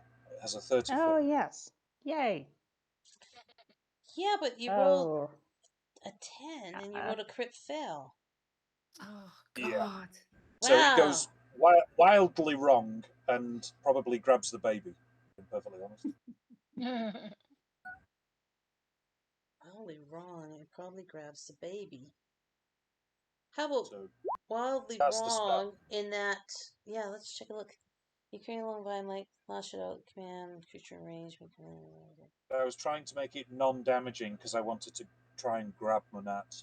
And oh, I have an idea that'll probably go very badly for everybody. What's your idea? Well, one of the tentacles notices this vine-like thing and decides to twine around it and possibly pull Nari somewhere. Yeah, I was thinking the same thing with that crit fail. Yeah, in fact, I was thinking, actually, I was thinking something else. Ooh. Okay, with your crit fail, your vine-like thing lashes out and wraps itself around the cylinder and pulls Uh-oh. you 10 foot closer. 5, 10. I'm gonna put you right there. No, I'm putting you right there. Putting you right there because it's a crit fail. You see the spirits going around inside, and you feel that there is a force, almost a magnetic force, that is starting to pull on you. You feel yourself being pulled, and your watch spell has brought you within the vicinity of its pull. Okay. And I need to put something here to give you guys kind of that sense of it. Hang on a second. Now I lost it all. Uh-oh. Everything's getting lost. Sorry. Playing around with layers and everything's going wonky. Okay, hang on a second.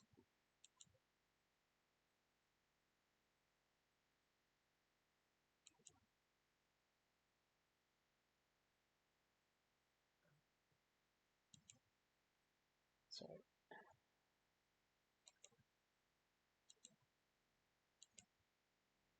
Okay. There you go. That is going to be the area effect for the pole. Starting now. Okay. Right. So Thanks for triggering that. before, Woohoo! yep, before I finish my turn, Yeah. I'm going to try and pass a message to everybody else saying, stay away. It's drawing me in. Okay. And that's the end of my turn. Nice. All right. Let's see. Bad Baby's turn. Bad baby. Baby's got to do a release test No. for the command. Oh, that's right. You're right. You're absolutely right. Okay. Baby will release Monette as per the command because you were successful in that. And it failed its wisdom check. So, Monette, you are no longer grappled. Thank you for reminding me. Woo! Because I knew I was going to forget. Am I being sucked into the pool there? It's just not your turn just yet, so we'll deal with that on your Okay, turn so if that's okay. that's I just want to deal with totally fine. big bad baby. I just want to make sure that I wasn't dead before my next turn, or extra dead. However, that works. Yeah. Doubly dead. Oh, I should have probably read the same because it should have had advantage on that saving throw. It will next time you do it on it. Well, actually, I think when you rolled, it already had that, and it didn't do so well. No, Right? Isn't it like 2 10s or something? Oh, actually, no. It would have succeeded. Oops. no, that's okay. I should have read my monster sheet better than I did for my prep. But going forward, just so you don't think I'm faking it or whatever, I will be applying that ability. Huh, interesting. It's magic resistance, that's what it is. It has advantage on saving throws against spells and other magical effects. Okay, so let's see. So it released you. Didn't say not to harm you, did it? But you still have sanctuary on it, but it doesn't know you have sanctuary on it. So it will still try to suck your life out. So it will have to do, let's go back to sanctuary, right? It will have to do a wisdom saving throw. And if it fails, it will find a new target. Now, this baby, actually, for being a baby, is pretty smart. Or wise, or whatever you want to call it. But critically Not right fails. Wow, it critically fails. So what it does instead, with the failure, is it misdirects its life drain. And you can see it's sucking towards the cylinder and pulling a whole spirit out and consuming it instead of you. Oh, like a snack. Yeah. And it's like It's baby snack. it's a baby snap. Yeah. It misdirects and it consumes another creature instead. And so it doesn't find a new, obviously, it doesn't get to do anything, but a crit fail will mean that it has to have a consequence of a crit fail. It will mean that for one turn, that pulling of the creature for one turn will interrupt this effect of pulling you guys towards it. So for one round, you guys will have a chance, like it won't be as hard to get away, right? So that sucking and eating the spirit from the cylinder interrupts the cylinder's pulling effect on you for one round. Is that fair? Yeah. That sounds That's a good awesome. one. Okay. So I'll just make a note. The pull is interrupted for one round. All right. That's the baby's turn. And now we have the life stone. Or the life cylinder. Life cylinder has 4 tentacles. This tentacle here is going to reach out and slap at Laszlo. Okay, now, for some reason they didn't do a character sheet for this thing, so I just have to do this all manually using the book No worries. stats. So,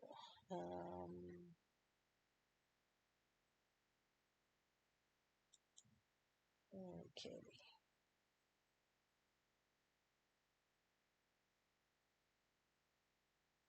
So I have to keep flipping from the PDF back and forth again. Yeah, no worries, no worries. Okay. Okay.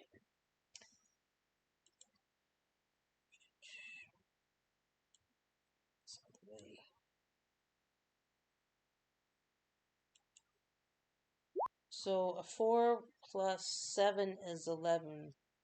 I imagine your AC is better than 13 11. AC. Okay, so the 13. tentacle swipes at you and misses. Okay? Woo! The other tentacle is going to make a swipe because, again, it doesn't know that Monette has this one down here has Sanctuary on it, right? And so it also has to do a wisdom saving throw. Holy shit.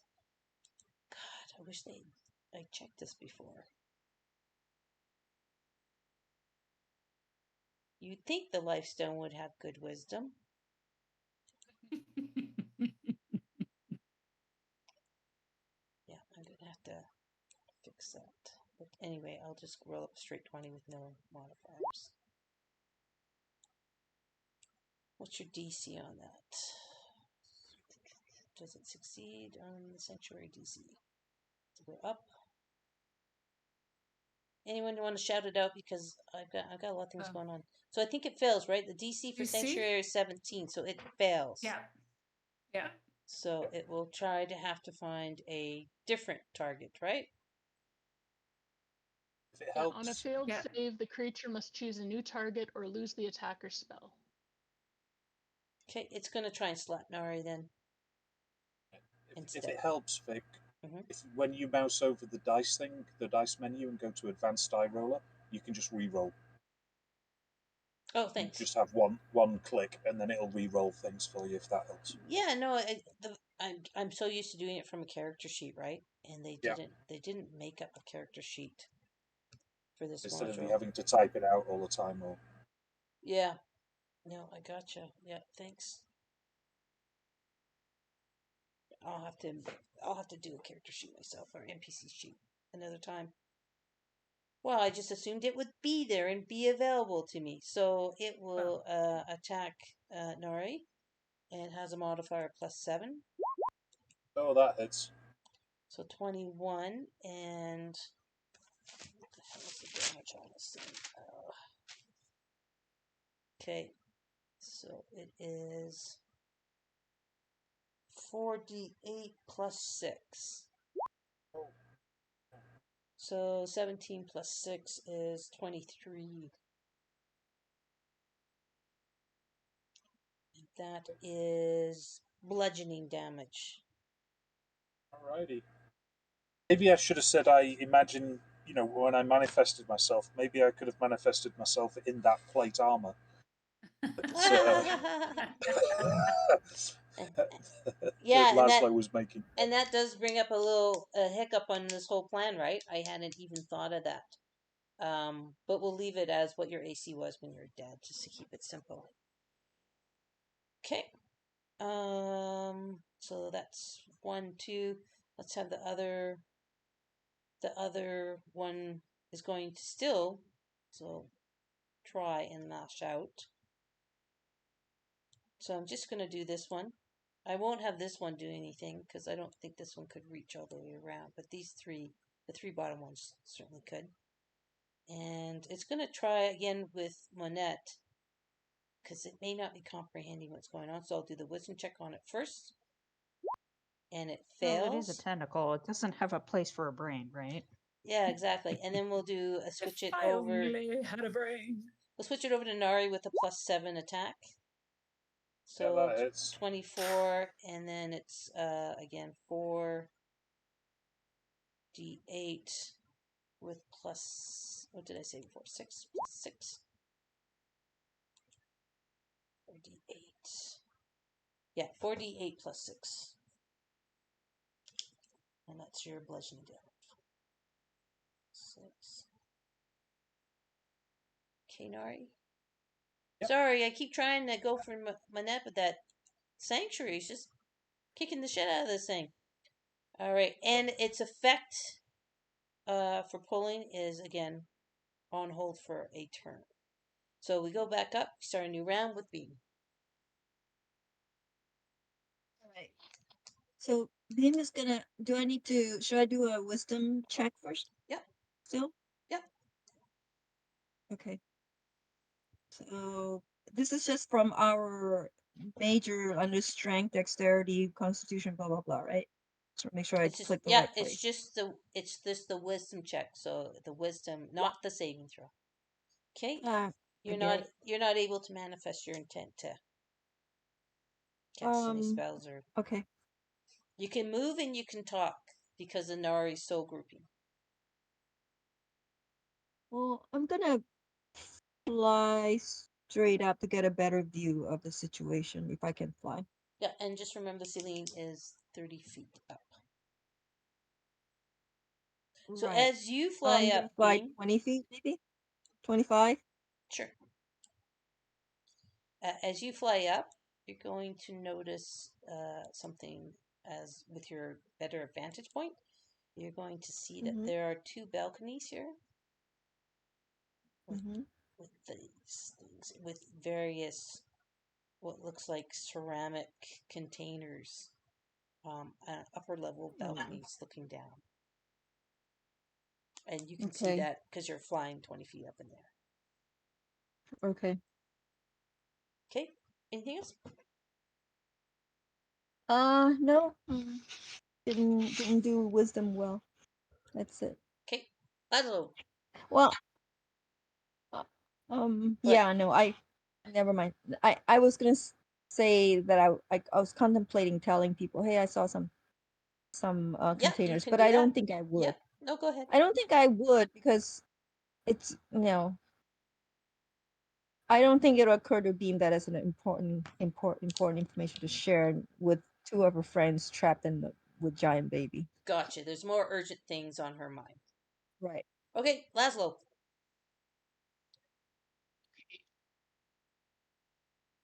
Laszlo is concerned about Nari and Miriam, but also does not love the whole tentacle thing going on. Let's see. I think we will.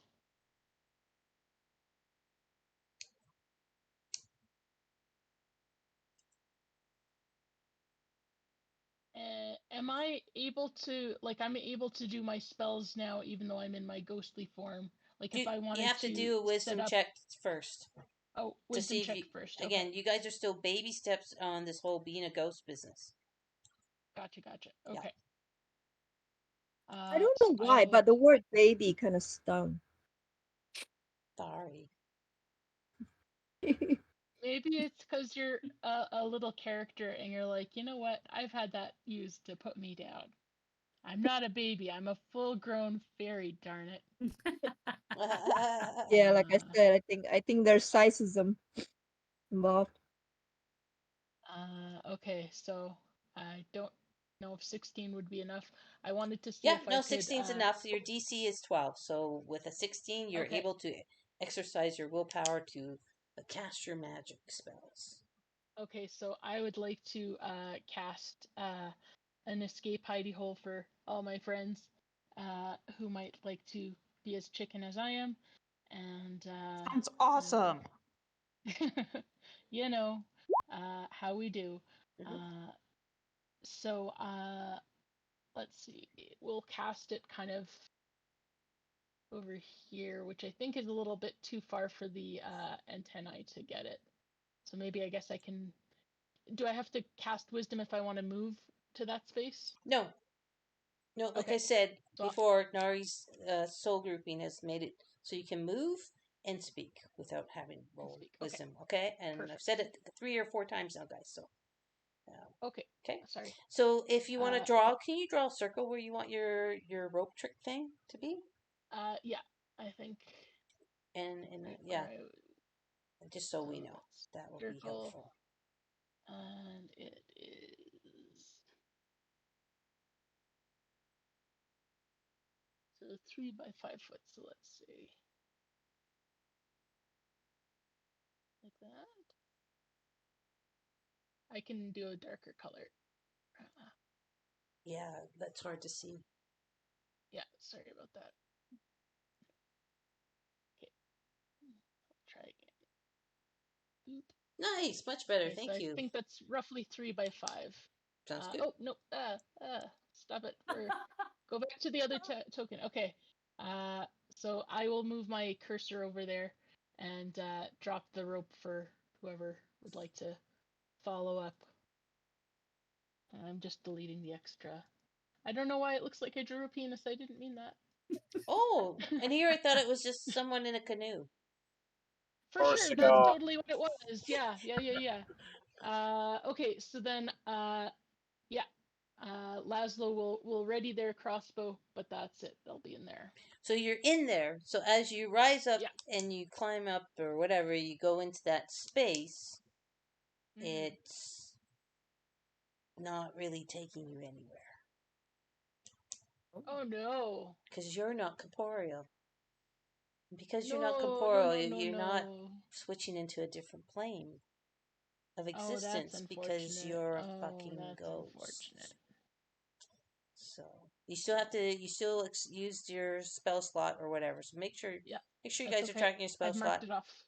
Yep. Yeah. Because you're not physical. You're a Okay. ghost. Well, Ghosty, drat. ghosty, ghosty. Okay. Anything else? No, I think that's it. I'll just have my crossbow readied, but I'll just be in that space all vulnerable and fearful. Okay. Not in the hidey hole, but just occupying that space where I was like, but it should have been here, but there's nothing there. You're a ghost. There's a lot of things that don't quite work the way they did when you were actually incarnated as a physical entity. Torshell. Yeah. All right, I'm going to try that spell again, but gonna do the wisdom first. Thank you. No. Oh, Oh, No. Nope. I feel ya. one of these days. Can't. Being a ghost is hard. And you've only been a ghost all of 5 minutes, so, you know, True. you haven't quite I've got got the to give hang of it. myself credit. Anything else as far as movement or talking? Um, I'll just ask the others, how are you getting these spells to work? I can't seem to figure it out. You have to roll your trouser leg up on one leg, and then no, sorry. Oh. All right, we're Have gonna to go. focus. If you're done, are you done? Just cognizant that we only have 15 minutes left. All right, Miriam. I think at this point, Okay. is it? Did I say this round or next round that your divine goes? At the end of this round. End You of said this last round. round and this round. Okay, Yeah. there you go. All right. So first I hit wisdom. Advantage. no. 10. Oh no, doesn't matter. Neither one. Nope. So I You fail don't on have both. an advantage? Oh. They're It- both it- under DC 12. They're both under. You roll the yeah. 3 or 10. 10's advantage, doesn't make it. Yeah. So I'm just gonna kind of come up a little bit closer, but not too far. More here, just to see if I can, if need be. And I just kind of say to Neri, because we're still talking in each other's heads, right? Yeah, you guys got a soul say connection. Kind of say to Nari and Monette, get out of here. You think? I don't know why you guys Try. tempt fate, honestly. I don't know why you guys go to danger like that. Okay. Anyway, that's it. It's a birthday present to you. There you go. There you go. Hey, Monette, you're no longer grappled. You're covered in sanctuary, which has worked damn good for you. What would you like to do? Well, if I try to get the hell out of here, can I take Nari with me?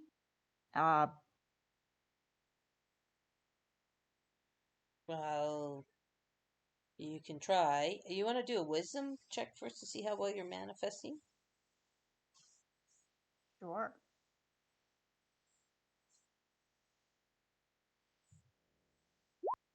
12, you make it. So that's good. So you can manifest your intent right now. So as far as taking, again, you guys aren't you're not physical bodies.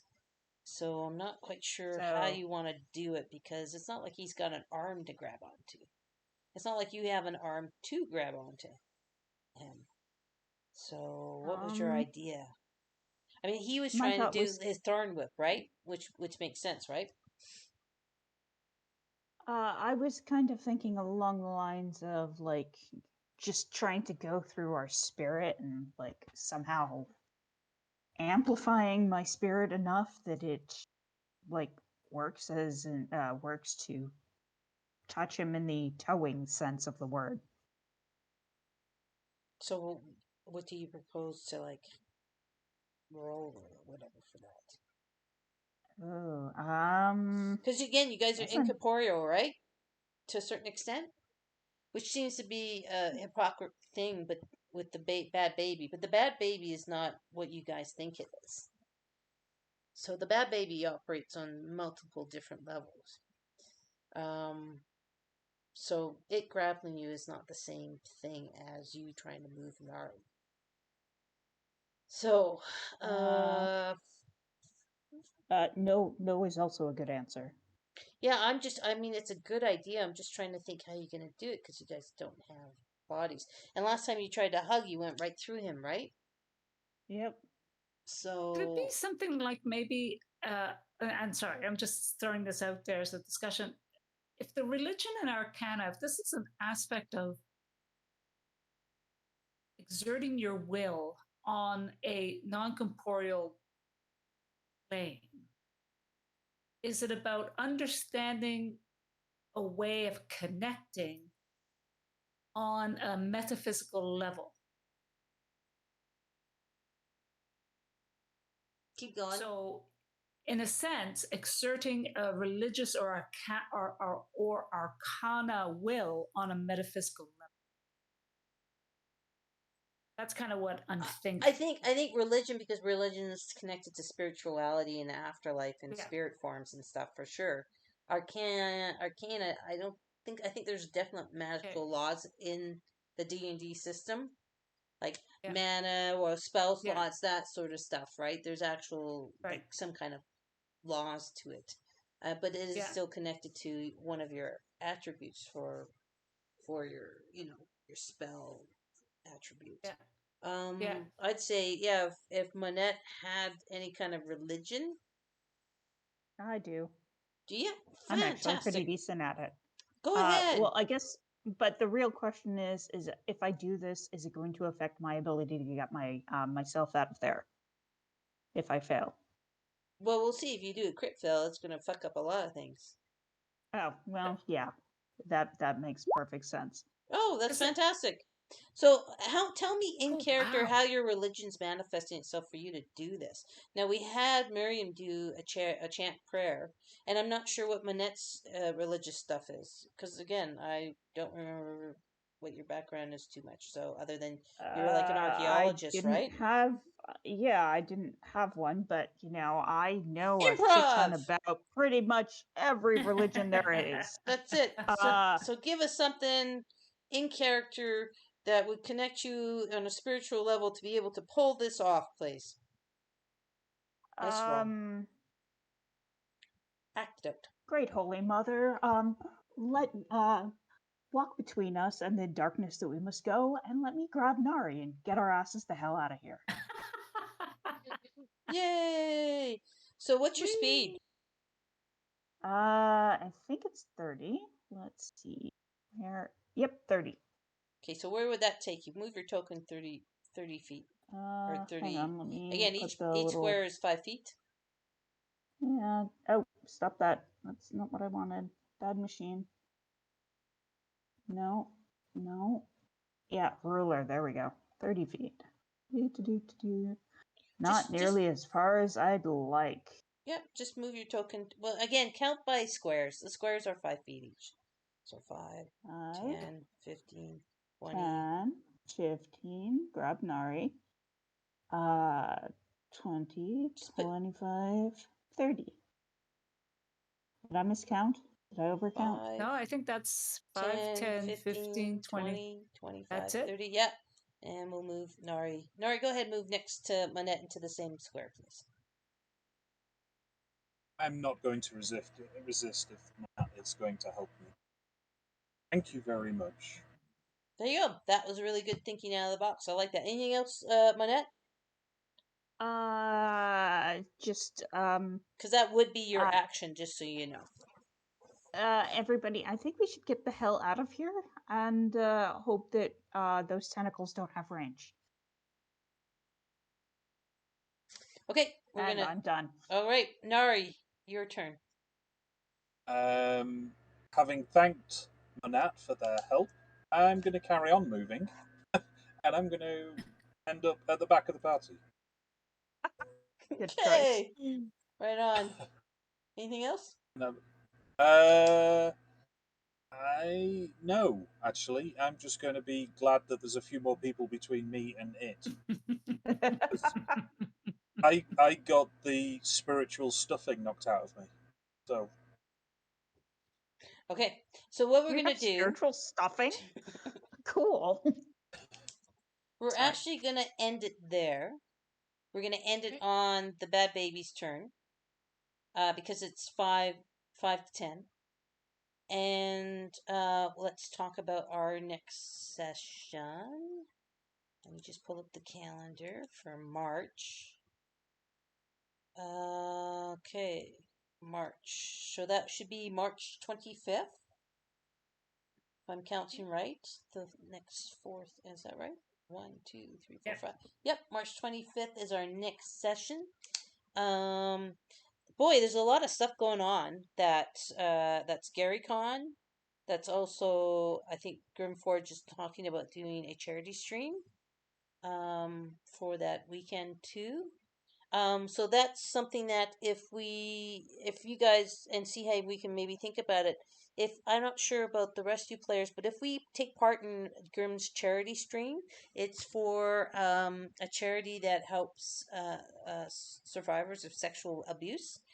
I have to check into it a little bit more. If Vancouver, it's the Vancouver kind of rape crisis center. Yeah. Yeah, it's like it's called Wawa, I think. Yeah. Yeah. So if you guys are open to and maybe see, hey, I mean, I don't mean to put you on the spot, but if we could do a stream and be a part of that, I think that would be really lovely to hopefully raise some money for that good cause. But I was going to propose that. So yeah. yeah. So okay, great. So Hank's on board. Does anybody have any? I mean, we obviously streaming on Hank's channel. I'm in. You guys okay with that? Yep. I'll just find the link No here objection. I just and put drop it in the chat. Yeah, you got it right here. Oh, there you go. Oh, I don't even know if that worked. Um, I popped it in from our chat. Seems to have worked. And So do we log in differently on that day? What exactly should Well, we change? Yeah, I mean, what we'll do is we'll sign up for. We'll have to talk to Grim because it's a different charity than Extra Life. And Extra Life, Yeah. we could be a team with him and raise money, and all the money would go from all the different parts of the team to raise money together. Where Grim just mentioned this to us today, and so we'll have to find out more details. So, details to come. But as long as you guys don't mind being part of it, and just streaming as So- normal on Hank, we'll figure out Yeah. the details with Graham because that's Yeah. still we need to figure. He needs to tell us Okay. how it works because yeah, we don't and know yet. yeah, you guys don't have to. You guys don't have to do anything. It's just the stream is it. We register as a. I think we register for the kind of fundraiser, and then I think it's the same kind of things that chat can actually link and donate. The other option, the other thing I was just going to say is because I'm thinking as well as tying into kind of doing a basically an 8 or a 9 hour stream. So I start off with just playing. I'm going to play a new game. I might play a little bit of Conan and then end with this. But I still want to chat with Grim to see how that would work with his plans. So it's kind of just you're more a participant in the stream, and if you're happy to also support Wawa or the charity, feel free as well. But there's no requirement. I mean, we got to work it out with Grim because, like I said, he only sent us the link today and without the details.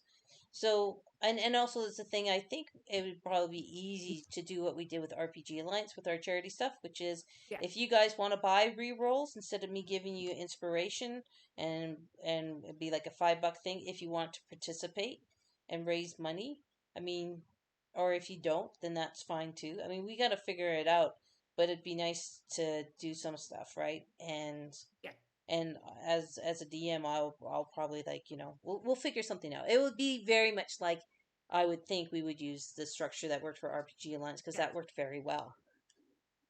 And as well too, I mean, if you guys know people who would be interested in watching the stream, supporting the charity, you can also just tell them about the event and give them the link and all that kind of stuff. You know, it's not, again, it's fairly low key stuff, and I think it's just, it's but again, I need to figure this out a little bit more. I learned a little bit about that when we did the RPG stuff, but just trying to learn a bit more as well. Yeah. If there's any additional players needed for anything, or if you want any Conan, other bodies for doing vaults or anything, just let me know. I'm very happy to help. Just let me know when you want me. Cool. Great. Well, as we figure things out, we'll update you guys. And what we'll do is, if we could maybe just check on our Roll20 discussion boards, let's make that the central place that we talk about things as we go forward on how we'll run with our game, and then we'll see how Grim wants to publicize it or post it on social media. It really is he's leading it, and we're just kind of we're supporting his charity drive. And we've got to figure out what that looks like. And actually, it's good because I want to learn to do a little bit more about doing charity drives, because there's a couple of Canadian charities I'd like to support through the year, which I'm going to try to do through my streaming, even though I don't have a lot of people watching. I still like the idea of at least putting it out there for people. So anyway, it's the other thing too is that if you're doing it, then you can, when your stream gets done, you do a raid onto someone else. Exactly. Too, right? And you guys piggyback each other and hopefully bring supporters along with you. Yes, I need to start doing that. I never quite think I'm worth rating anybody, but anyway, that's okay. But yeah, and the other thing too, it's technically my birthday weekend. Oh wow, cool. Fun. Well, my birthday Nice. week next the 20 weekend of the 24th. When's your actual birthday? I'm not going to tell you. I don't tell my birthday on stream. What? I don't. Oh yeah, right. It's I got you. I it's got a you. Stream and privacy That's question. right. That's it. That's it. That's it. So Okay. turn You off can the turn it off stream. now. We're not Let's playing turn off the anymore. stream. Okay, I'm gonna start All right. stop recording. Okay.